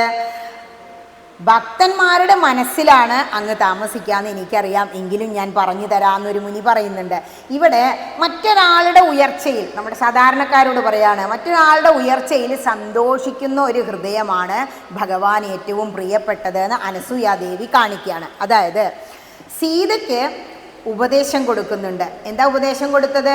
നീ സ്ത്രീധർമ്മം പാലിച്ചത് നന്നായി, ഭർത്താവിൻ്റെ കൂടെ വന്നത്. സ്ത്രീധർമ്മത്തിനപ്പുറം അനസൂയാദേവി പറയുന്നതിന് വേറൊരു അർത്ഥം കൂടിയുണ്ട്. ജീവാത്മാവ് പരമാത്മാവിനോട് എങ്ങനെ വിശ്വസ്തനായിരിക്കണം. ഇതാണ് ആത്മീയ സന്ദേശം. അതായത് നമ്മളെല്ലാം ജീവാത്മാക്കളാണ്. ഭഗവതിയുടെ ഒരു അംശം എടുത്ത് നമുക്ക് ആ പരമാത്മാവിൻ്റെ അംശം കൊണ്ട് ജീവാത്മാവായി കിട്ടിയ അംശാവതാരങ്ങളാണ് എല്ലാ മനുഷ്യരും മറ്റ് ജീവികളും. മറ്റ് ജീവികൾക്ക് വിവേകം ഇല്ലാത്തത് കൊണ്ട് ഇതിനെക്കുറിച്ച് അറിയാതെ അങ്ങനെ ചത്തുപോകുന്നു. പാവം ശിവ ശിവ. നമുക്ക് വിവേകം ഉള്ളത് കൊണ്ട് മനസ്സിലാക്കുകയാണ്, ഈ ജോലി കുറേ കാലം ചെയ്തു, കുറേ സമ്പാദിച്ചു, അതിനപ്പുറം ഒന്നുമില്ല, കയ്യും കാലും പറഞ്ഞാൽ കേൾക്കാതെ ആയിട്ട് ഇതിന് മുന്നിക്ക് വന്നിട്ട് കാര്യമുണ്ടോ, കണ്ണ് കാണാതെ ആയിട്ട് ഗ്രന്ഥം തൊട്ടിട്ട് കാര്യമുണ്ടോ, അപ്പം നേരത്തെ തന്നെ വേണ്ടാന്ന് വെച്ചു, എന്ത് ചെയ്യാം, സർവ്വസമയത്തും ഗ്രന്ഥങ്ങളുടെ മുന്നിൽ അങ്ങനെ ഇരിക്കുക, അതിന് വലിയൊരു സുഖം വേറെ ഇല്ല. ഇവിടെ പറയാണ് ജീവാത്മാവ് പരമാത്മാവിനോട് എങ്ങനെ വിശ്വസ്തനായിരിക്കണം. നമ്മൾ ജീവാത്മാവാണ്, നമ്മൾ എന്ത് ചെയ്യണം, പരമാത്മാവായ ശ്രീരാമചന്ദ്രനിലേക്ക് എന്താ സന്ധ്യയ്ക്ക് കുട്ടി ചൊല്ലുക, രാമ രാമ രാമ രാമ രാമ രാമ പാഹിമാം രാമപാദം ചേരണേ മുകുന്ദ രാമ പാഹിമാം. കർക്കിടക 2-ാം തീയതി ഞങ്ങൾ നാലമ്പല യാത്ര പോയി. അപ്പോൾ തൃപ്രയാർ എത്തിയപ്പോൾ അകത്തേക്ക് പോകുമ്പോൾ ഇതാണ് ഞങ്ങളെല്ലാവരും ഒരു ഗ്രൂപ്പാണ്, ഞങ്ങൾ 17 ആളുണ്ട്, ഇങ്ങനെ കയറുമ്പോൾ ചൊല്ലാണ്. അതൊക്കെ കഴിഞ്ഞ് വൈകുന്നേരം ആകുമ്പോൾ ചെറിയൊരു പ്രശ്നം ഉണ്ടായപ്പോൾ എൻ്റെ അടുത്ത് കൂടെ പോകുന്ന ആൾ ചോദിക്കുകയാണ്, എങ്ങനെ ടീച്ചറെ രാവിലെ എന്താ ടീച്ചർ പാടിയത്, രാമപാദം ചേരണേ മുകുന്ദ രാമ പാഹിമാം. വേഗം അങ്ങോട്ട് ചേർക്കൂട്ടോ, വല്ലാതെ വിളിക്കണ്ട. ആലോചിച്ച് നോക്കൂ, നമ്മൾ 4 മുത്തശ്ശി എന്താ നമ്മളെ പഠിപ്പിച്ച്, യഥാർത്ഥത്തിൽ എന്താണ് ചെയ്യേണ്ടത്. ഈ ജീവാത്മാവ് എവിടുന്നാ വന്നത്, ഭഗവത് പാദങ്ങളിൽ നിന്ന്. ആ ഭഗവത് പാദങ്ങളിൽ നിന്നും വന്ന നമ്മുടെ ഈ ജീവനെ എങ്ങോട്ട് എത്തിക്കണം, ആ ഭഗവാന്റെ പാദങ്ങളിൽ എന്നെ എത്തിക്കണം. അതിനാണ് ഇങ്ങനെ നാമം ചൊല്ലണതും കഥകൾ കേൾക്കുന്നതും ഭഗവാനെ കുറിച്ച് ചിന്തിക്കുന്നതും എല്ലാം. അസൂയ ഇല്ലാത്ത അനസൂയ ഇങ്ങനെ ഒരു ഉപദേശം കൂടി തന്നു. ഇനി നമ്മളുടെ കാര്യം, ഇന്ന് നമുക്ക് എന്തുണ്ട്, വീടുണ്ട്, സമ്പത്തുണ്ട്, വാഹനമുണ്ട്, എല്ലാം ഉണ്ട്. പക്ഷെ എന്തില്ല, പല വീടുകളിലും സമാധാനം ഇല്ല. എന്താ കുറവുള്ളത്, ഒന്നിനും ഒരു കുറവുമില്ല. അച്ഛൻ ഗൾഫിൽ നിന്ന് എല്ലാം അയച്ചു തരുന്നുണ്ട്, അമ്മ കാര്യങ്ങളൊക്കെ നടത്തുന്നുണ്ട്, പക്ഷെ എന്തോ ഒരു ശൂന്യത. ഒരു സ്ത്രീ പറഞ്ഞതാ, വലിയൊരു പരിപാടി കഴിഞ്ഞ് ഇറങ്ങിയപ്പോൾ ഉള്ളിൻ്റെ ഉള്ളിലൊരു ശൂന്യതയായിരുന്നു. പിന്നെ ഇങ്ങനെയുള്ള കാര്യങ്ങളിലേക്കൊക്കെ വന്നപ്പോൾ എന്തോ വല്ലാത്തൊരു സന്തോഷമാണ്. ആ സന്തോഷം നമുക്ക് ആത്മാനന്ദാണ്, അത് പറഞ്ഞറിയിക്കാൻ വയ്യ. വലിയ ലൗകികാനന്ദാണ്, വിഷയാനന്ദാണ് ഈ വീടിനുള്ളിൽ നടക്കുന്നത്. അവിടെ നിന്ന് ഇങ്ങോട്ട് അമ്പലത്തേക്ക് വന്നു ഇവിടെ ഇരുന്ന് 4 ഭജന രാമായണമാണ് ചൊല്ലിയ, അതെന്തായി ഭജനാനന്ദം ആയി. അതും കഴിഞ്ഞ് ഒരാചാര്യന് മുന്നിൽ ഇരുന്ന് ഈ തത്വം മനസ്സിലാക്കുമ്പോൾ അത് ആത്മാനന്ദാണ്. അതാണ് ആ സുഖം എന്ന് പറയുന്നത്. ഇവിടെ നമ്മൾ മനുഷ്യർ അത്ര ആശ്രമങ്ങളിലേക്ക് പോകാൻ തയ്യാറാവണം എന്ന് രാമായണം പറയാം. എന്തിനാ അപ്പോൾ ശ്രീരാമചന്ദ്രൻ പോയ അറിവില്ലാണ്ടാണോ? നമ്മൾ എത്രയായാലും പൂർണ്ണരാവില്ല, അറിവിലൊരിക്കലും നമ്മൾ പൂർണ്ണരാവില്ല. എന്തൊക്കെയോ കുറവുകൾ നമുക്കൊക്കെ ഉണ്ട്. ഇനി അറിവിലുണ്ട് പൂർണ്ണനായ എന്ത് സംഭവിക്കുക, ഒരാൾക്ക് ആത്മസാക്ഷാത്കാരം കിട്ടിയിട്ട് 21 ദിവസം എത്ര പിന്നെ ജീവിക്കാൻ കഴിയും. 22ാമത്തെ ദിവസം അദ്ദേഹം സമാധിയായിട്ടുണ്ടാവും. കാശിയിലൊരു സ്ഥലമുണ്ട്, അവിടെ നമ്മൾ ചെന്ന് കഴിഞ്ഞാൽ, നമ്മളെല്ലാം കഴിഞ്ഞിട്ടല്ലേ പണ്ട് കാശിക്ക് പോവുക, കാശിക്ക് ചെന്ന് കഴിഞ്ഞാൽ തിരിച്ചു വരരുത് എന്നാണ് മുത്തശ്ശി പണ്ട് പറയുക. കാശിയിൽ ചെന്ന് കഴിഞ്ഞാൽ ഈ 21 ദിവസം നമുക്ക് ഫ്രീ ആയിട്ട് ഭക്ഷണവും താമസമൊക്കെ തരും, അവിടെ താമസിപ്പിക്കും അവർ.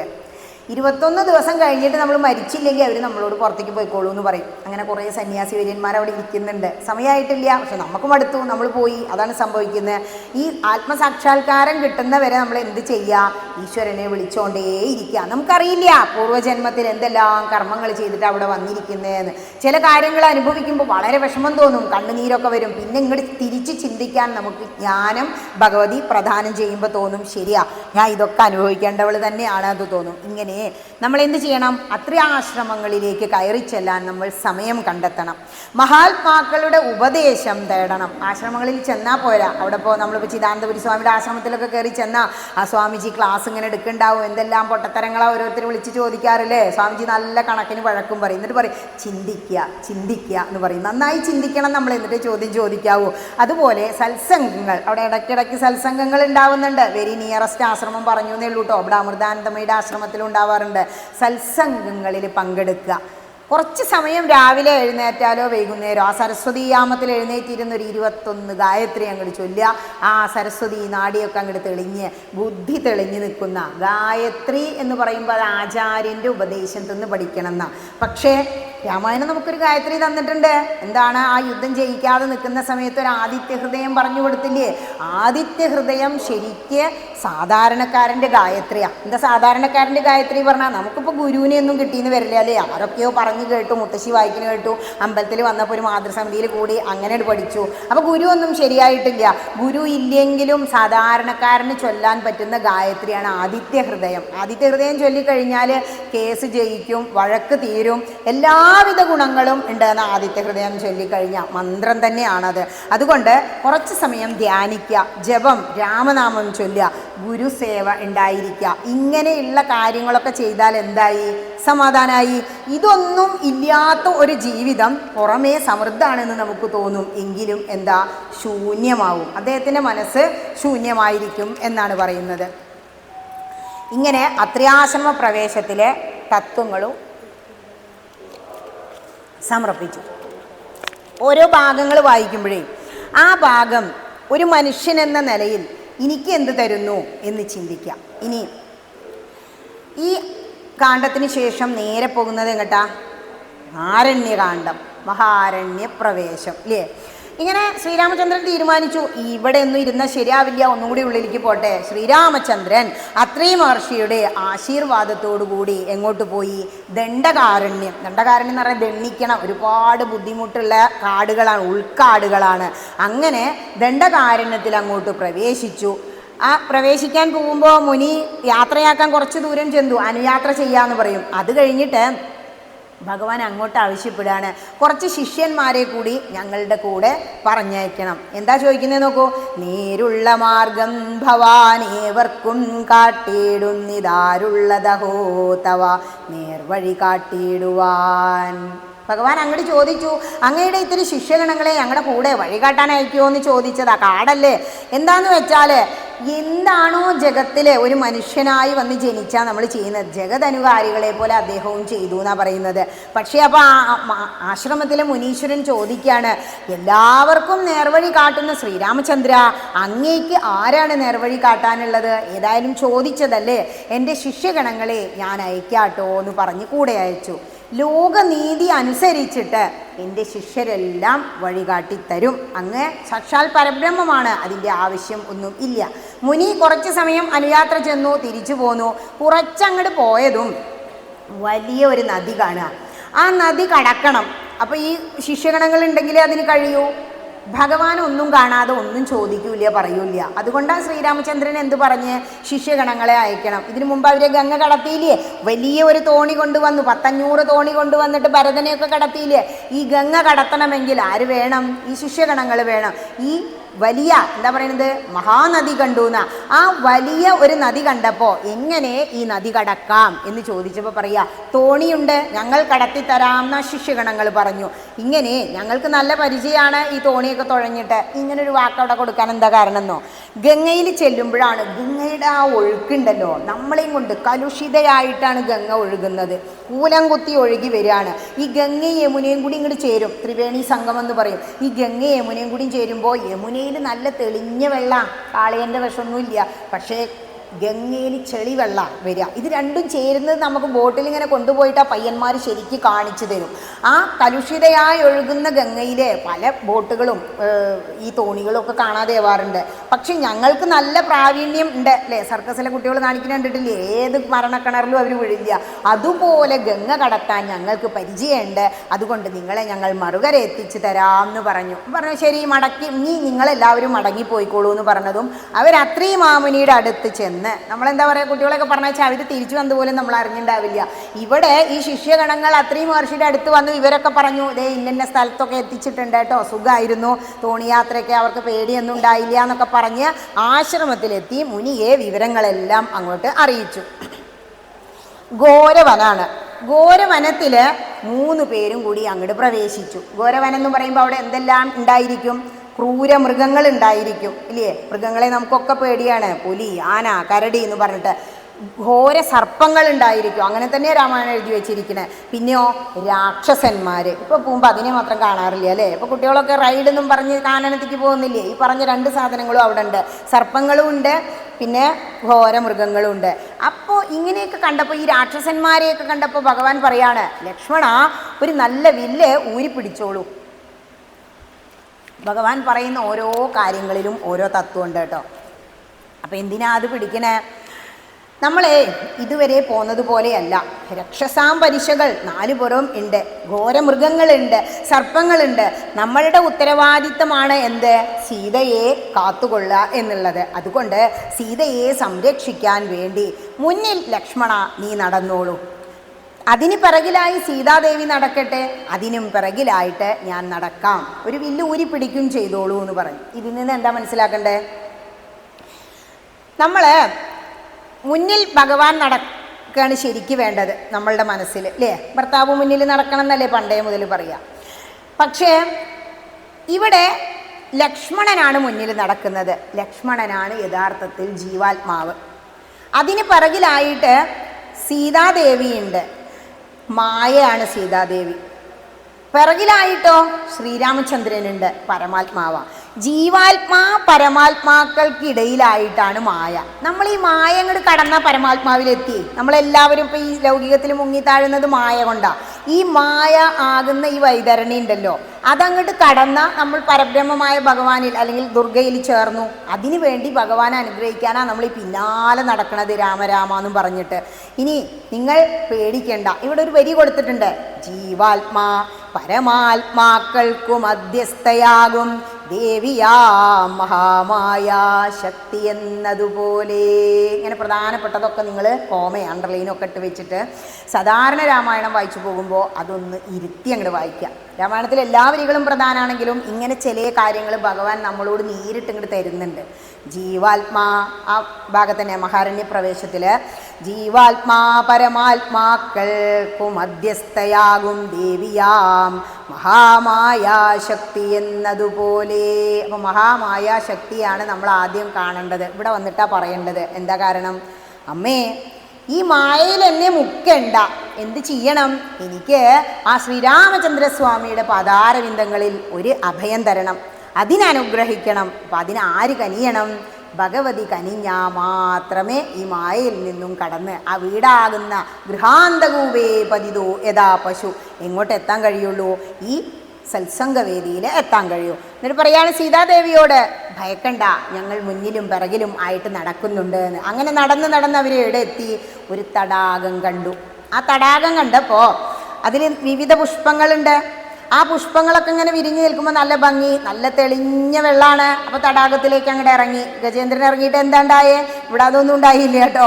ആ തടാകത്തിലിറങ്ങി അവർ കുറച്ച് ജലം കൈക്കുമ്പിളിലെടുത്ത് കുടിച്ചു. പണ്ടൊക്കെ അങ്ങനെയാണില്ലേ, സ്കൂളിൽ പോകുമ്പോൾ പൈപ്പിൻ്റെ ചുവട്ടുനിന്നും കിണറിൻ്റെ ഇതിലൊക്കെ പോയി ഇങ്ങനെ കുടിക്കും. ഇപ്പം കുടിക്കില്ലല്ലോ, എന്തെല്ലാം ഹൈജീന അസുഖങ്ങൾ അധികമാണ് അല്ലേ. എന്നിട്ട് ദാഹമൊക്കെ മാറ്റി ഒരു മരച്ചുവട്ടിൽ വന്ന് അവരങ്ങനെ ഇരുന്ന് വിശ്രമിച്ചു. ഇത്രയും പറഞ്ഞ മഹാരണ്യ പ്രവേശം ഇന്നത്തെ ഭാഗം, ഈ ഭാഗം നാളെ വായിക്കും. മാഷത് 10 മണിയായപ്പോൾ നിർത്തിയതാ തോന്നുന്നു, അവസാനിച്ചു. ഇനി ഇതിൽ പറയുന്ന തത്വങ്ങളെക്കുറിച്ചാണ് നമ്മൾ ചിന്തിക്കേണ്ടത്. ഏത് ഭാഗം പറയുമ്പോഴും അതിൽ ഒരുപാട് തത്വങ്ങളുണ്ട്. ഇതെന്തിനാ ടീച്ചർ ഇടയ്ക്കിടയ്ക്ക് പറയണേ? ഞങ്ങളവിടെ ഒരമ്മ ഉണ്ട് എൻ്റെ നാട്ടിൽ കേട്ടോ, മീനാക്ഷി എന്നാ പേര്. എനിക്ക് ഏകശ്ലോകി രാമായണമൊക്കെ മൂപ്പരാണ് എഴുതി തന്ന് പഠിപ്പിച്ചത്. നന്നായിട്ട് രാമായണം ബൈഹേർട്ടാണ്.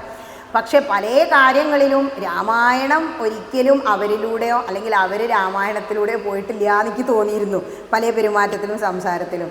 അതുകൊണ്ട് അന്ന് തീരുമാനിച്ചതാണ് ഈ രാമായണം വായിച്ചാൽ അത് വെറും അതരവ്യായാമ, അതിലെ തത്വങ്ങൾ നമ്മൾ മനസ്സിലാക്കണം. ഇവിടെ മഹാരണ്യ പ്രവേശം എന്ന് പറയുമ്പോൾ 2 കാര്യങ്ങൾ മനസ്സിലാക്കുന്നുണ്ട്. ഒന്ന് ആരണ്യം. ആരണ്യം എന്ന് പറഞ്ഞാൽ, മഹാരണ്യം എന്ന് പറഞ്ഞാൽ കാട്, അറിയാം. കാടെന്ന് പറഞ്ഞാൽ തന്നെ നമുക്ക് പേടിയല്ലേ? ഇപ്പോൾ രാത്രി ഒരു കാട്ടിനുള്ളിലൂടെ യാത്ര ചെയ്യാൻ പറഞ്ഞാൽ നമുക്ക് പേടിയല്ലേ? ഭയമാണ് കാട് എന്ന് പറഞ്ഞാൽ. പക്ഷേ ഈ മഹാരണ്യം ശരിക്കും ഭയത്തിൻ്റെ സ്ഥലം അല്ല എന്ന് രാമായണം പറയാം. പിന്നെ അത് എന്തിനുള്ളത്? അങ്ങനെയാണെങ്കിൽ ഭയം ഉള്ള സ്ഥലമാണെങ്കിൽ ശ്രീരാമചന്ദ്രൻ അങ്ങോട്ട് പോവോ? അച്ഛൻ അങ്ങോട്ട് പോയിക്കോളാൻ പറയുമോ? വനവാസത്തിന് പോകാൻ പറയില്ലല്ലോ. എന്തുകൊണ്ട് അച്ഛൻ കാട് തന്നെ തിരഞ്ഞെടുത്തു? വേറെ എങ്ങടെയും പറഞ്ഞേക്കായിരുന്നില്ലേ? നാട് കടത്തായിരുന്നില്ലേ? അല്ലെങ്കിൽ നോർത്ത് ഇന്ത്യയിലാണ് അയോധ്യ, സൗത്ത് ഇന്ത്യക്ക് ഇങ്ങോട്ട് വിടായിരുന്നില്ലേ? അല്ലേ? അതൊന്നും ചെയ്തില്ലല്ലോ. എന്തുകൊണ്ട്?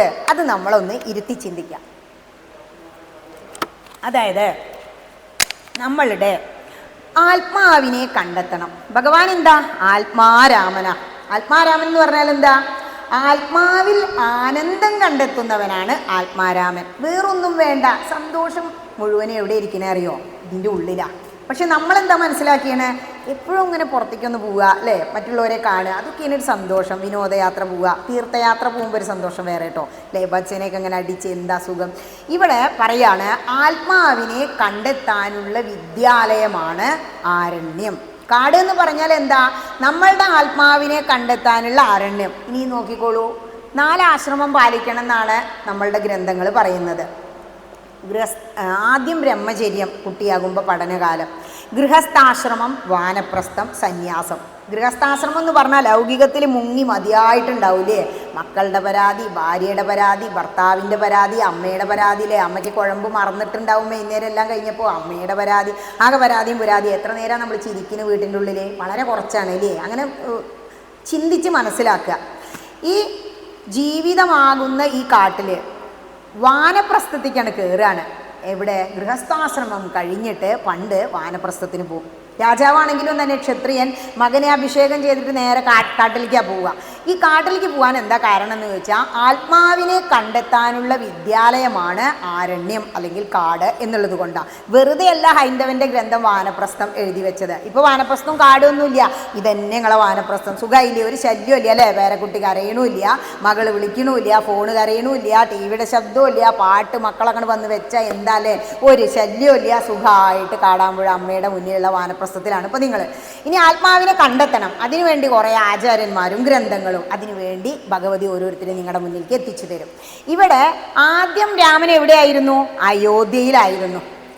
അയോധ്യയിൽ കുട്ടിയാകുമ്പോൾ വലിയ പ്രശ്നങ്ങളൊന്നുമില്ല അല്ലേ, സുഖമായിട്ട് മറ്റുള്ളവരെയൊക്കെ സന്തോഷിപ്പിച്ച് ഓടിച്ചാടി നടന്നു എന്നാണ് രാമായണം പറയുന്നത്.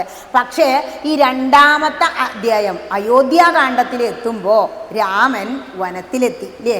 എത്ര പെട്ടെന്നാണ് വനത്തിലേക്ക് എത്തി. സത്യം പറഞ്ഞാൽ ഗൃഹസ്ഥാശ്രമം കഴിഞ്ഞിട്ടില്ല, വാനപ്രസ്ഥം തുടങ്ങി. അതുകൊണ്ടാണ് ഭരതൻ പറഞ്ഞു ഇപ്പം തന്നെ പോകണ്ട കേട്ടോ, വാനപ്രസ്ഥം പോണതിന് മുമ്പ് മക്കളെയൊക്കെ അഭിഷേകം ചെയ്യണമെന്ന്. പക്ഷെ അതൊന്നും ഉണ്ടായില്ല. ഇവിടെ ആദ്യം രാമൻ രാജകുമാരനായിരുന്നു. ആ രാജകുമാരനാണ് പെട്ടെന്നൊരു ഒരു നിമിഷ നേരം കൊണ്ട് ആ കൈകേയി മാതാവിന് തോന്നിയ ആ മന്ദരയുടെ ഒരു കുബുദ്ധി കാരണം എന്തായി മാറേണ്ടി വന്നത്? വനത്തിൽ ധർമ്മത്തിൻ്റെ ആചാര്യനായി മാറി. നമ്മളെന്താ വിചാരിക്കുക, രാജകീയ സുഖം, രാജാവായാലെന്നല്ലേ. രാജാവായാൽ മുൾക്കിരീടം അതത്ര വലിയ സുഖമൊന്നുമില്ല. എന്താ പറഞ്ഞേ, കൈകേയി മാതാവിൻ്റെ അടുത്ത് ചെന്ന്, അമ്മയ്ക്കാണ് എന്നോട് ഏറ്റവും സ്നേഹം, കാരണം ആ മുൾക്കിരീടം വെക്കാതെ നീ സുഖമായിട്ട് ഹണിമൂൺ ആഘോഷിക്കാൻ പോയിക്കോ വനത്തിക്ക് എന്ന് പറഞ്ഞില്ലേ ഭാര്യയുടെ കൂടെ. സുഖമായില്ലേ, ഒരു ശല്യങ്ങളും ഇല്ല, കാവലിനാണെങ്കിൽ ലക്ഷ്മണനും ഉണ്ട്, ആരെയും പേടിക്കണ്ട. ഇവിടെ പറയാം, രാജകുമാരൻ ഒരു നിമിഷം കൊണ്ട് അടുത്ത അധ്യായത്തിൽ തന്നെ എന്തായി മാറി? ധർമ്മത്തിൻ്റെ ആചാര്യനായി മാറി. ഇനി മഹാരണ്യം എന്താ സൂചിപ്പിക്കുന്നത്? നമ്മുടെ ഉപനിഷത്തുക്കളിലൂടെ പോകണം നമ്മൾ. വേദം പഠിച്ചു കഴിഞ്ഞാൽ ആചാര്യൻ നമുക്ക് ഉപനിഷത്ത് ക്ലാസ്സുകൾ തരും.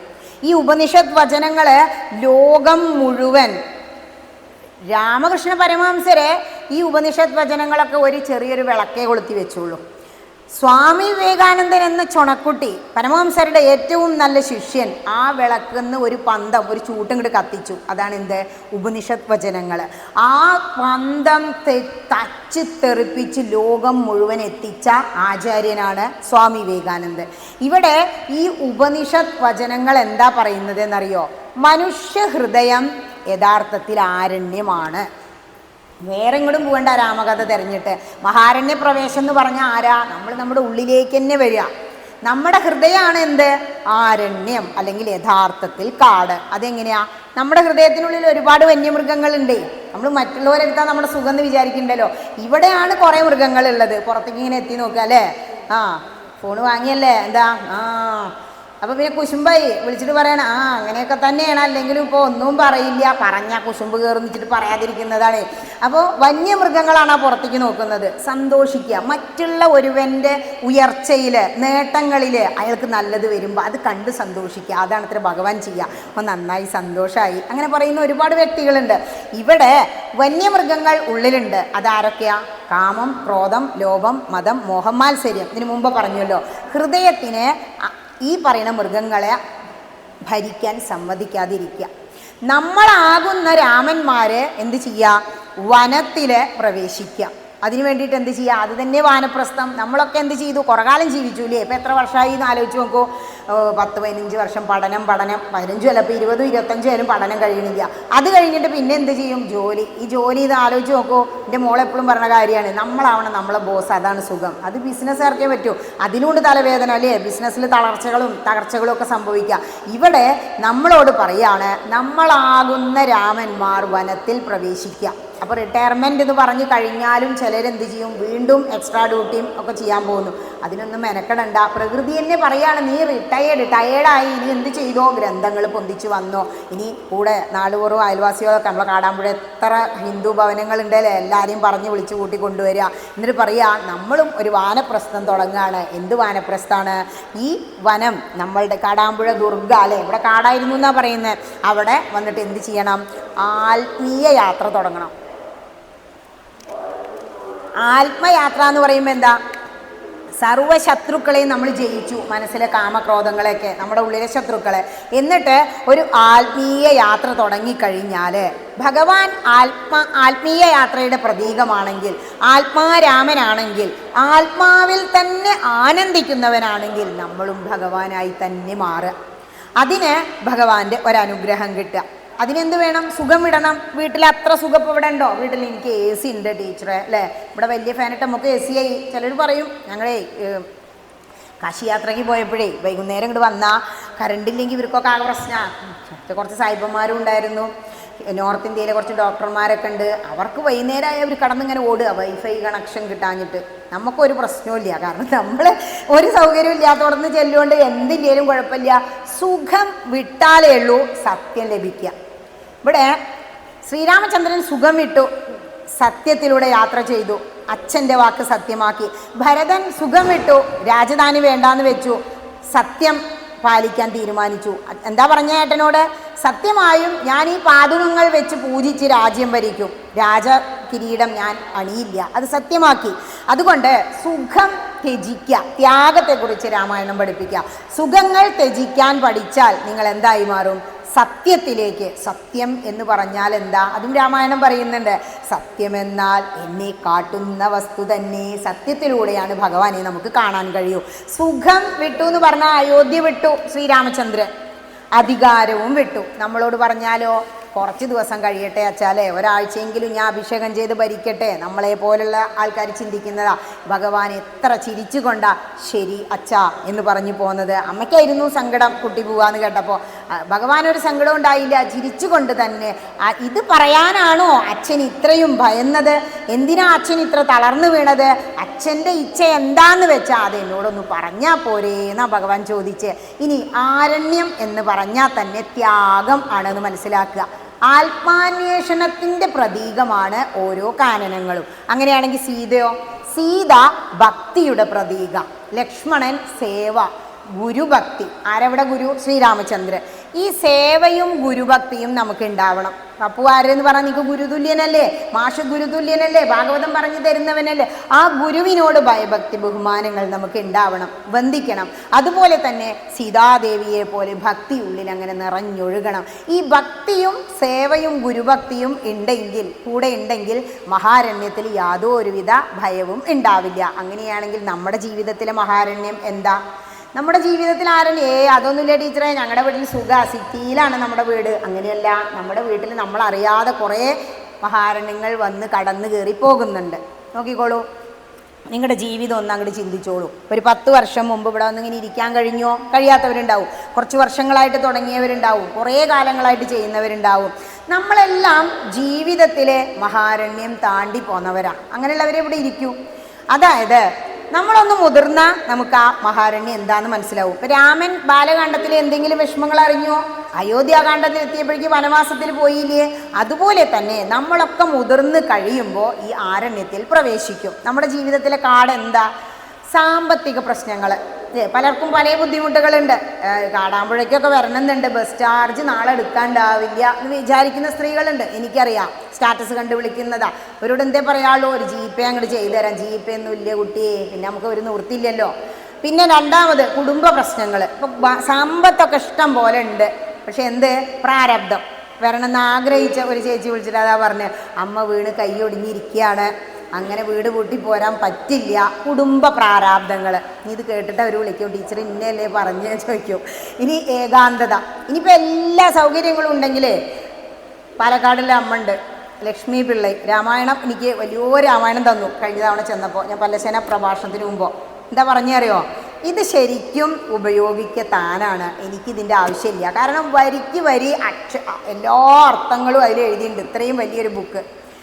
ആ അമ്മ ഒറ്റയ്ക്കാണ് വീട്ടിൽ, ഇഷ്ടം പോലെ പൈസ ഉണ്ട്, പെൻഷനുണ്ട്, ഗവൺമെൻറ് എംപ്ലോയി ആയിരുന്നു, ഭർത്താവ് ഗൾഫിൽ പോയി കുറേ സമ്പാദിച്ചു കൊടുത്തിട്ടുണ്ട്. ഏകാന്തതയാണ്. ഇടയ്ക്കിട്ട് വിളിക്കും, ഒരു വീഡിയോ കോളൊക്കെ. ടീച്ചറുടെ അടുത്ത് സംസാരിച്ചിരിക്കുമ്പോൾ എന്തോ ഒരു സുഖ, വെറുതെ വിളിച്ചതാ പറയും കുറേ നേരം സംസാരിച്ചിട്ട്. ഏകാന്തതയാണ് അവരുടെ പ്രശ്നം. ഈ ഏകാന്തത അനുഭവിക്കാതിരിക്കണമെങ്കിൽ നമ്മൾ എന്ത് ചെയ്യണം? ഒറ്റയ്ക്ക് ഇരിക്കണം നല്ലതെന്നാണ് ആചാര്യന്മാർ പറയുക. ഗ്രന്ഥങ്ങളോട് സംസാരിക്കുക, ഉണ്ണിക്കണ്ണൻ്റെ കീർത്തനങ്ങൾ എടുത്തു വെച്ചിട്ടാണ് ചൊല്ലുക, ഭഗവതിയെ അങ്ങോട്ട് ആശ്രയിക്കുക, രാമനാമം ചൊല്ലുക. ഇനി മറ്റൊന്ന് മാനസിക സമ്മർദ്ദം. ഇപ്പോൾ ഏറ്റവും കൂടുതൽ മനോരോഗ ആശുപത്രികളാണ്. മാനസിക സമ്മർദ്ദം കാരണം ഒരുപാട് വേദന അനുഭവിക്കുന്നുണ്ട്. അതൊരു വലിയ കാടാണ്. ഇനി അതും അല്ലെങ്കിലോ, ഇതെല്ലാം സെറ്റാണ്. മാനസിക സമ്മർദ്ദമില്ല, ഏകാന്തതയില്ല, വീട്ടിലെല്ലാം കൊണ്ടും സുഖമാണ്, കുടുംബ പ്രശ്നമില്ല. അവരുടെ വീട്ടിൽ കയറി ചെല്ലുമ്പോൾ ഒരു മെഡിക്കൽ ഷോപ്പ് തന്നെ കാണാം, അസുഖങ്ങളുണ്ടായിരിക്കും. നമുക്ക് ഈ ശരീരം എന്ന് പറഞ്ഞാൽ ഏറ്റവും സുഖം എന്താ അറിയോ?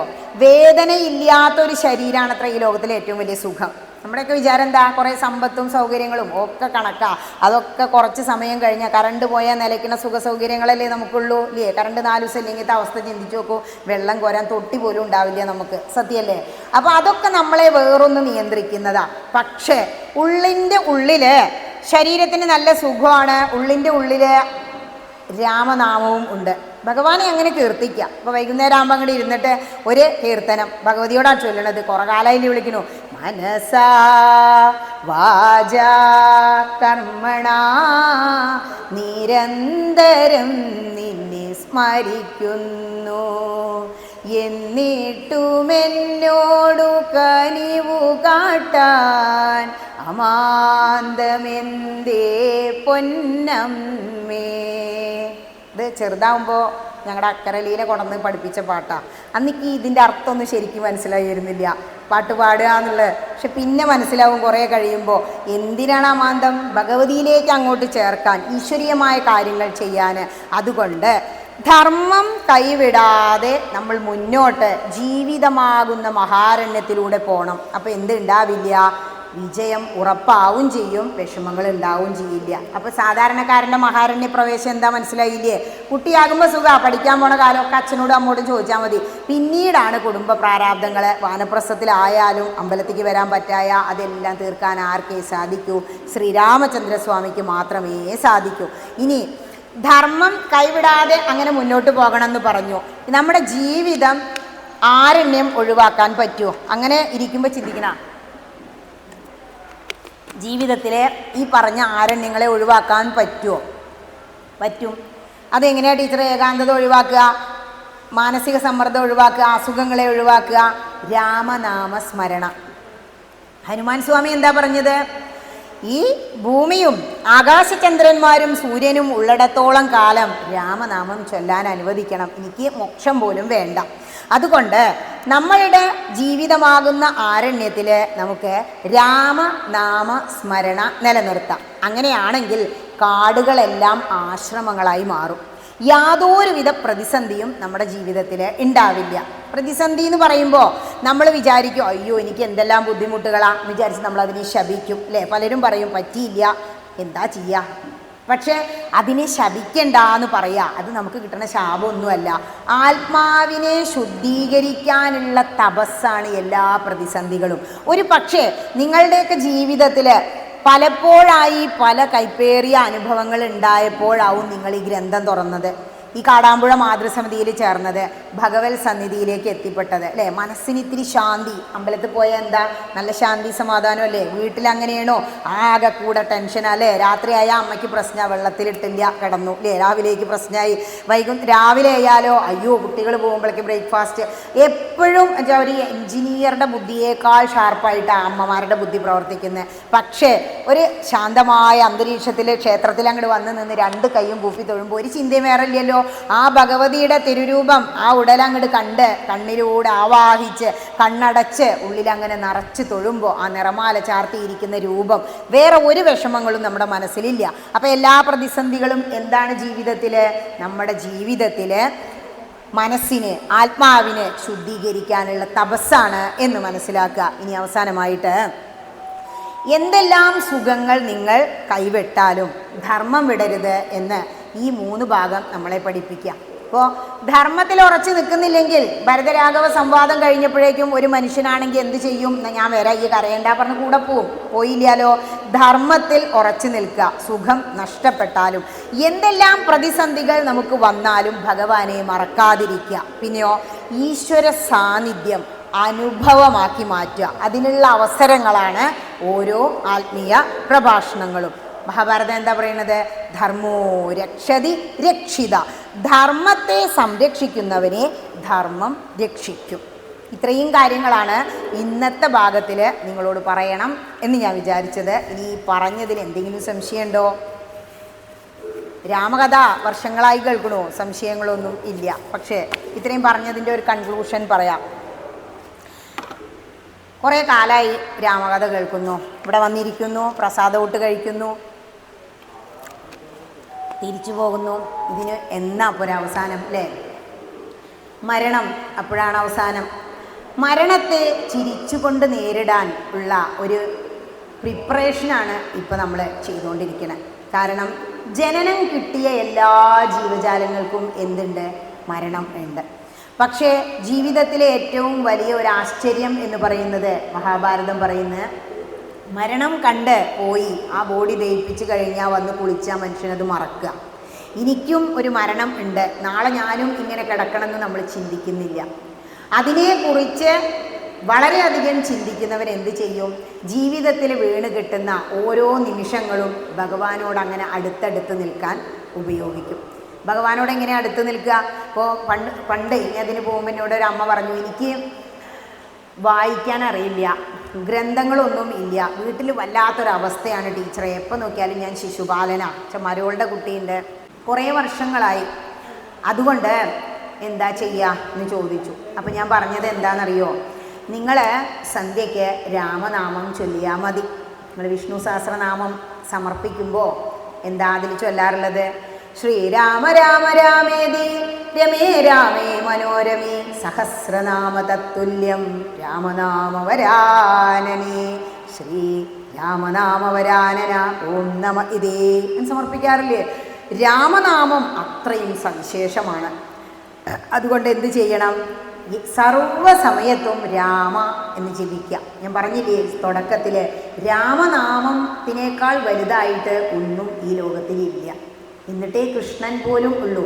സാധാരണക്കാരുടെ ജീവിതത്തിൽ നമ്മുടെ മനസ്സിനുള്ളതാണ് രാമ. പരബ്രഹ്മമായ കൃഷ്ണന് ആത്മാവിനുള്ളതാണ് കൃഷ്ണ. അതുകൊണ്ടാണ് ഹരേ രാമ രാമ രാമ ഹരേ ഹരേ, ഹരേ കൃഷ്ണ കൃഷ്ണ കൃഷ്ണ ഹരേ ഹരേ എന്ന് ചൊല്ലുന്നത്. അത് ഒന്നിച്ചങ്ങനെ ചൊല്ലുമ്പോൾ അല്ലേ എന്തൊരു സുഖ. 16 നാമങ്ങൾ ചൊല്ലി അതിലും ആദ്യം രാമ വരുന്നു. ഇനിയിപ്പോൾ പല്ലൊന്നും ഇല്ല അല്ലേ, മുത്തശ്ശനോട് പല്ലില്ല, കൃഷ്ണ കൃഷ്ണ പറയൂ പറഞ്ഞാൽ അതുകൊണ്ട് ശരി കിക്കറൊന്നും വരില്ല. രാമ പല്ലില്ലാത്തവർക്കും ചൊല്ലാം, സുഖമായിട്ട് ചൊല്ലാം അല്ലേ, സുഖമായിട്ടിരുന്ന് ചൊല്ലാം. അപ്പോൾ നമുക്ക് ഒരു ഓങ്കാരം കൂടിയും ചേർത്തിട്ടില്ലെങ്കിലും പരമമായ പുണ്യം കിട്ടുന്ന ഒരേ ഒരു നാമം രാമനാമ. അതുകൊണ്ട് തന്നെയാ മുത്തശ്ശി എന്ത് പറഞ്ഞേ പോയിരുന്ന് രാമനാമം ചൊല്ലടാ സന്ധ്യയാകുമ്പോൾ അല്ലേ. എല്ലാ നാമങ്ങളും ചൊല്ലുണ്ടെങ്കിലും എത്ര ഉന്നതനായാലും സന്ധ്യയ്ക്ക് എന്ത് ചൊല്ലുണ്ട്? രാമ രാമ രാമ രാമ രാമ രാമ പാഹിമാം രാമപാദം ചേരണേ മുകുന്ദ രാമ പാഹിമാം. മനസ്സിലങ്ങനെ രാമനാമം നിറഞ്ഞു നിൽക്കുക. രാമനാമം മാത്രം മതി, വായിക്കാൻ കഴിഞ്ഞില്ലെങ്കിലും കുഴപ്പമില്ല. എന്തേ വേണ്ടൂ? എന്താ നടക്കുന്നതൊക്കെ അവിടെ 4 പുറവും നടക്കട്ടെ. നമ്മുടെ ശരീരം നമ്മൾ വന്നപ്പോൾ കൊണ്ടുവന്നതല്ല. മക്കളും മരുമക്കളൊക്കെ അധ്വാനിച്ച് ഭക്ഷണം തന്നുണ്ടാക്കിയതാ. അതൊക്കെ നമ്മളിവിടെ അവർക്ക് തന്നെ ഈ ഭൂമിക്ക് തന്നെ കൊടുത്തു പോവും. നമ്മൾ വന്നപ്പോൾ എന്തേ കൊണ്ടുവന്നുള്ളൂ? ഇതിനുള്ളിലിരിക്കുന്ന ഈ ആത്മാവ്. ആ ആത്മാവിനെ, ഈ ജീവാത്മാവിനെ മായയാകുന്ന സീതാദേവിയുടെ ശ്രീ ദുർഗയുടെ അനുഗ്രഹത്തോടെ പരമാത്മാവാകുന്ന ശ്രീരാമചന്ദ്രനിലേക്ക് അങ്ങോട്ട് ചേർക്കണം. ഇത് വന്നിടത്തേക്ക് തന്നെ എത്തിക്കാൻ വേണ്ടിയിട്ടാണ് നമ്മൾ ഇതെല്ലാം ചെയ്യുന്നത്. രാവിലെ അവിടെ വരുന്നത്, നാമം ജപിക്കുന്നത്, രാമായണം വായിക്കുന്നത്, നാരായണീയം ചൊല്ലുന്നത് എല്ലാം. അപ്പോൾ ഈ വർഷം ഇങ്ങനെ ഒരു നവരാത്രി മണ്ഡപത്തിൽ വന്നിരുന്ന് ഇത്രയും സമയം ഒരിടർച്ചയൊന്നും കൂടാതെ ആ ഈശ്വര കഥ, രാമകഥ പറയാൻ അനുഗ്രഹിച്ച ശ്രീ ദുർഗയ്ക്ക് മുന്നിൽ ഞാൻ സർവ്വതും സമർപ്പിക്കുകയാണ്. ഇത് യജ്ഞാണ്. അതായത് കലികാലത്തിൽ മറ്റ് യുഗങ്ങളിലെ പോലെയുള്ള വലിയ വലിയ യാഗങ്ങളോ അശ്വമേധ യാഗങ്ങളോ തപസ്സുകളോ യജ്ഞങ്ങളോ ഹോമങ്ങളോ ഒന്നും വേണ്ട. എന്തേ വേണ്ടൂ? ജ്ഞാനയജ്ഞം. ഇപ്പം നടത്തിയത് ജ്ഞാനയജ്ഞമാണ്. അതുകൊണ്ട് അശ്വമേധം നടത്തിയ ആ ഒരു പുണ്യം നിങ്ങൾക്കെല്ലാവർക്കും ശ്രീ ഭഗവതി തരട്ടെ. യജ്ഞം സമർപ്പിക്കുകയാണ്. ഓം കായേന വാചാ മനസേന്ദ്രിയൈർവാ ബുദ്ധ്യാത്മനാ വാ പ്രകൃതിർസ്വഭാവാൽ കരോമി യദ്യത് സകലം പരസ്മൈ നാരായണായേതി സമർപ്പയാമി. നാരായണായേതി സമർപ്പയാമി. സർവം ജഗദംബികായേതി സമർപ്പയാമി.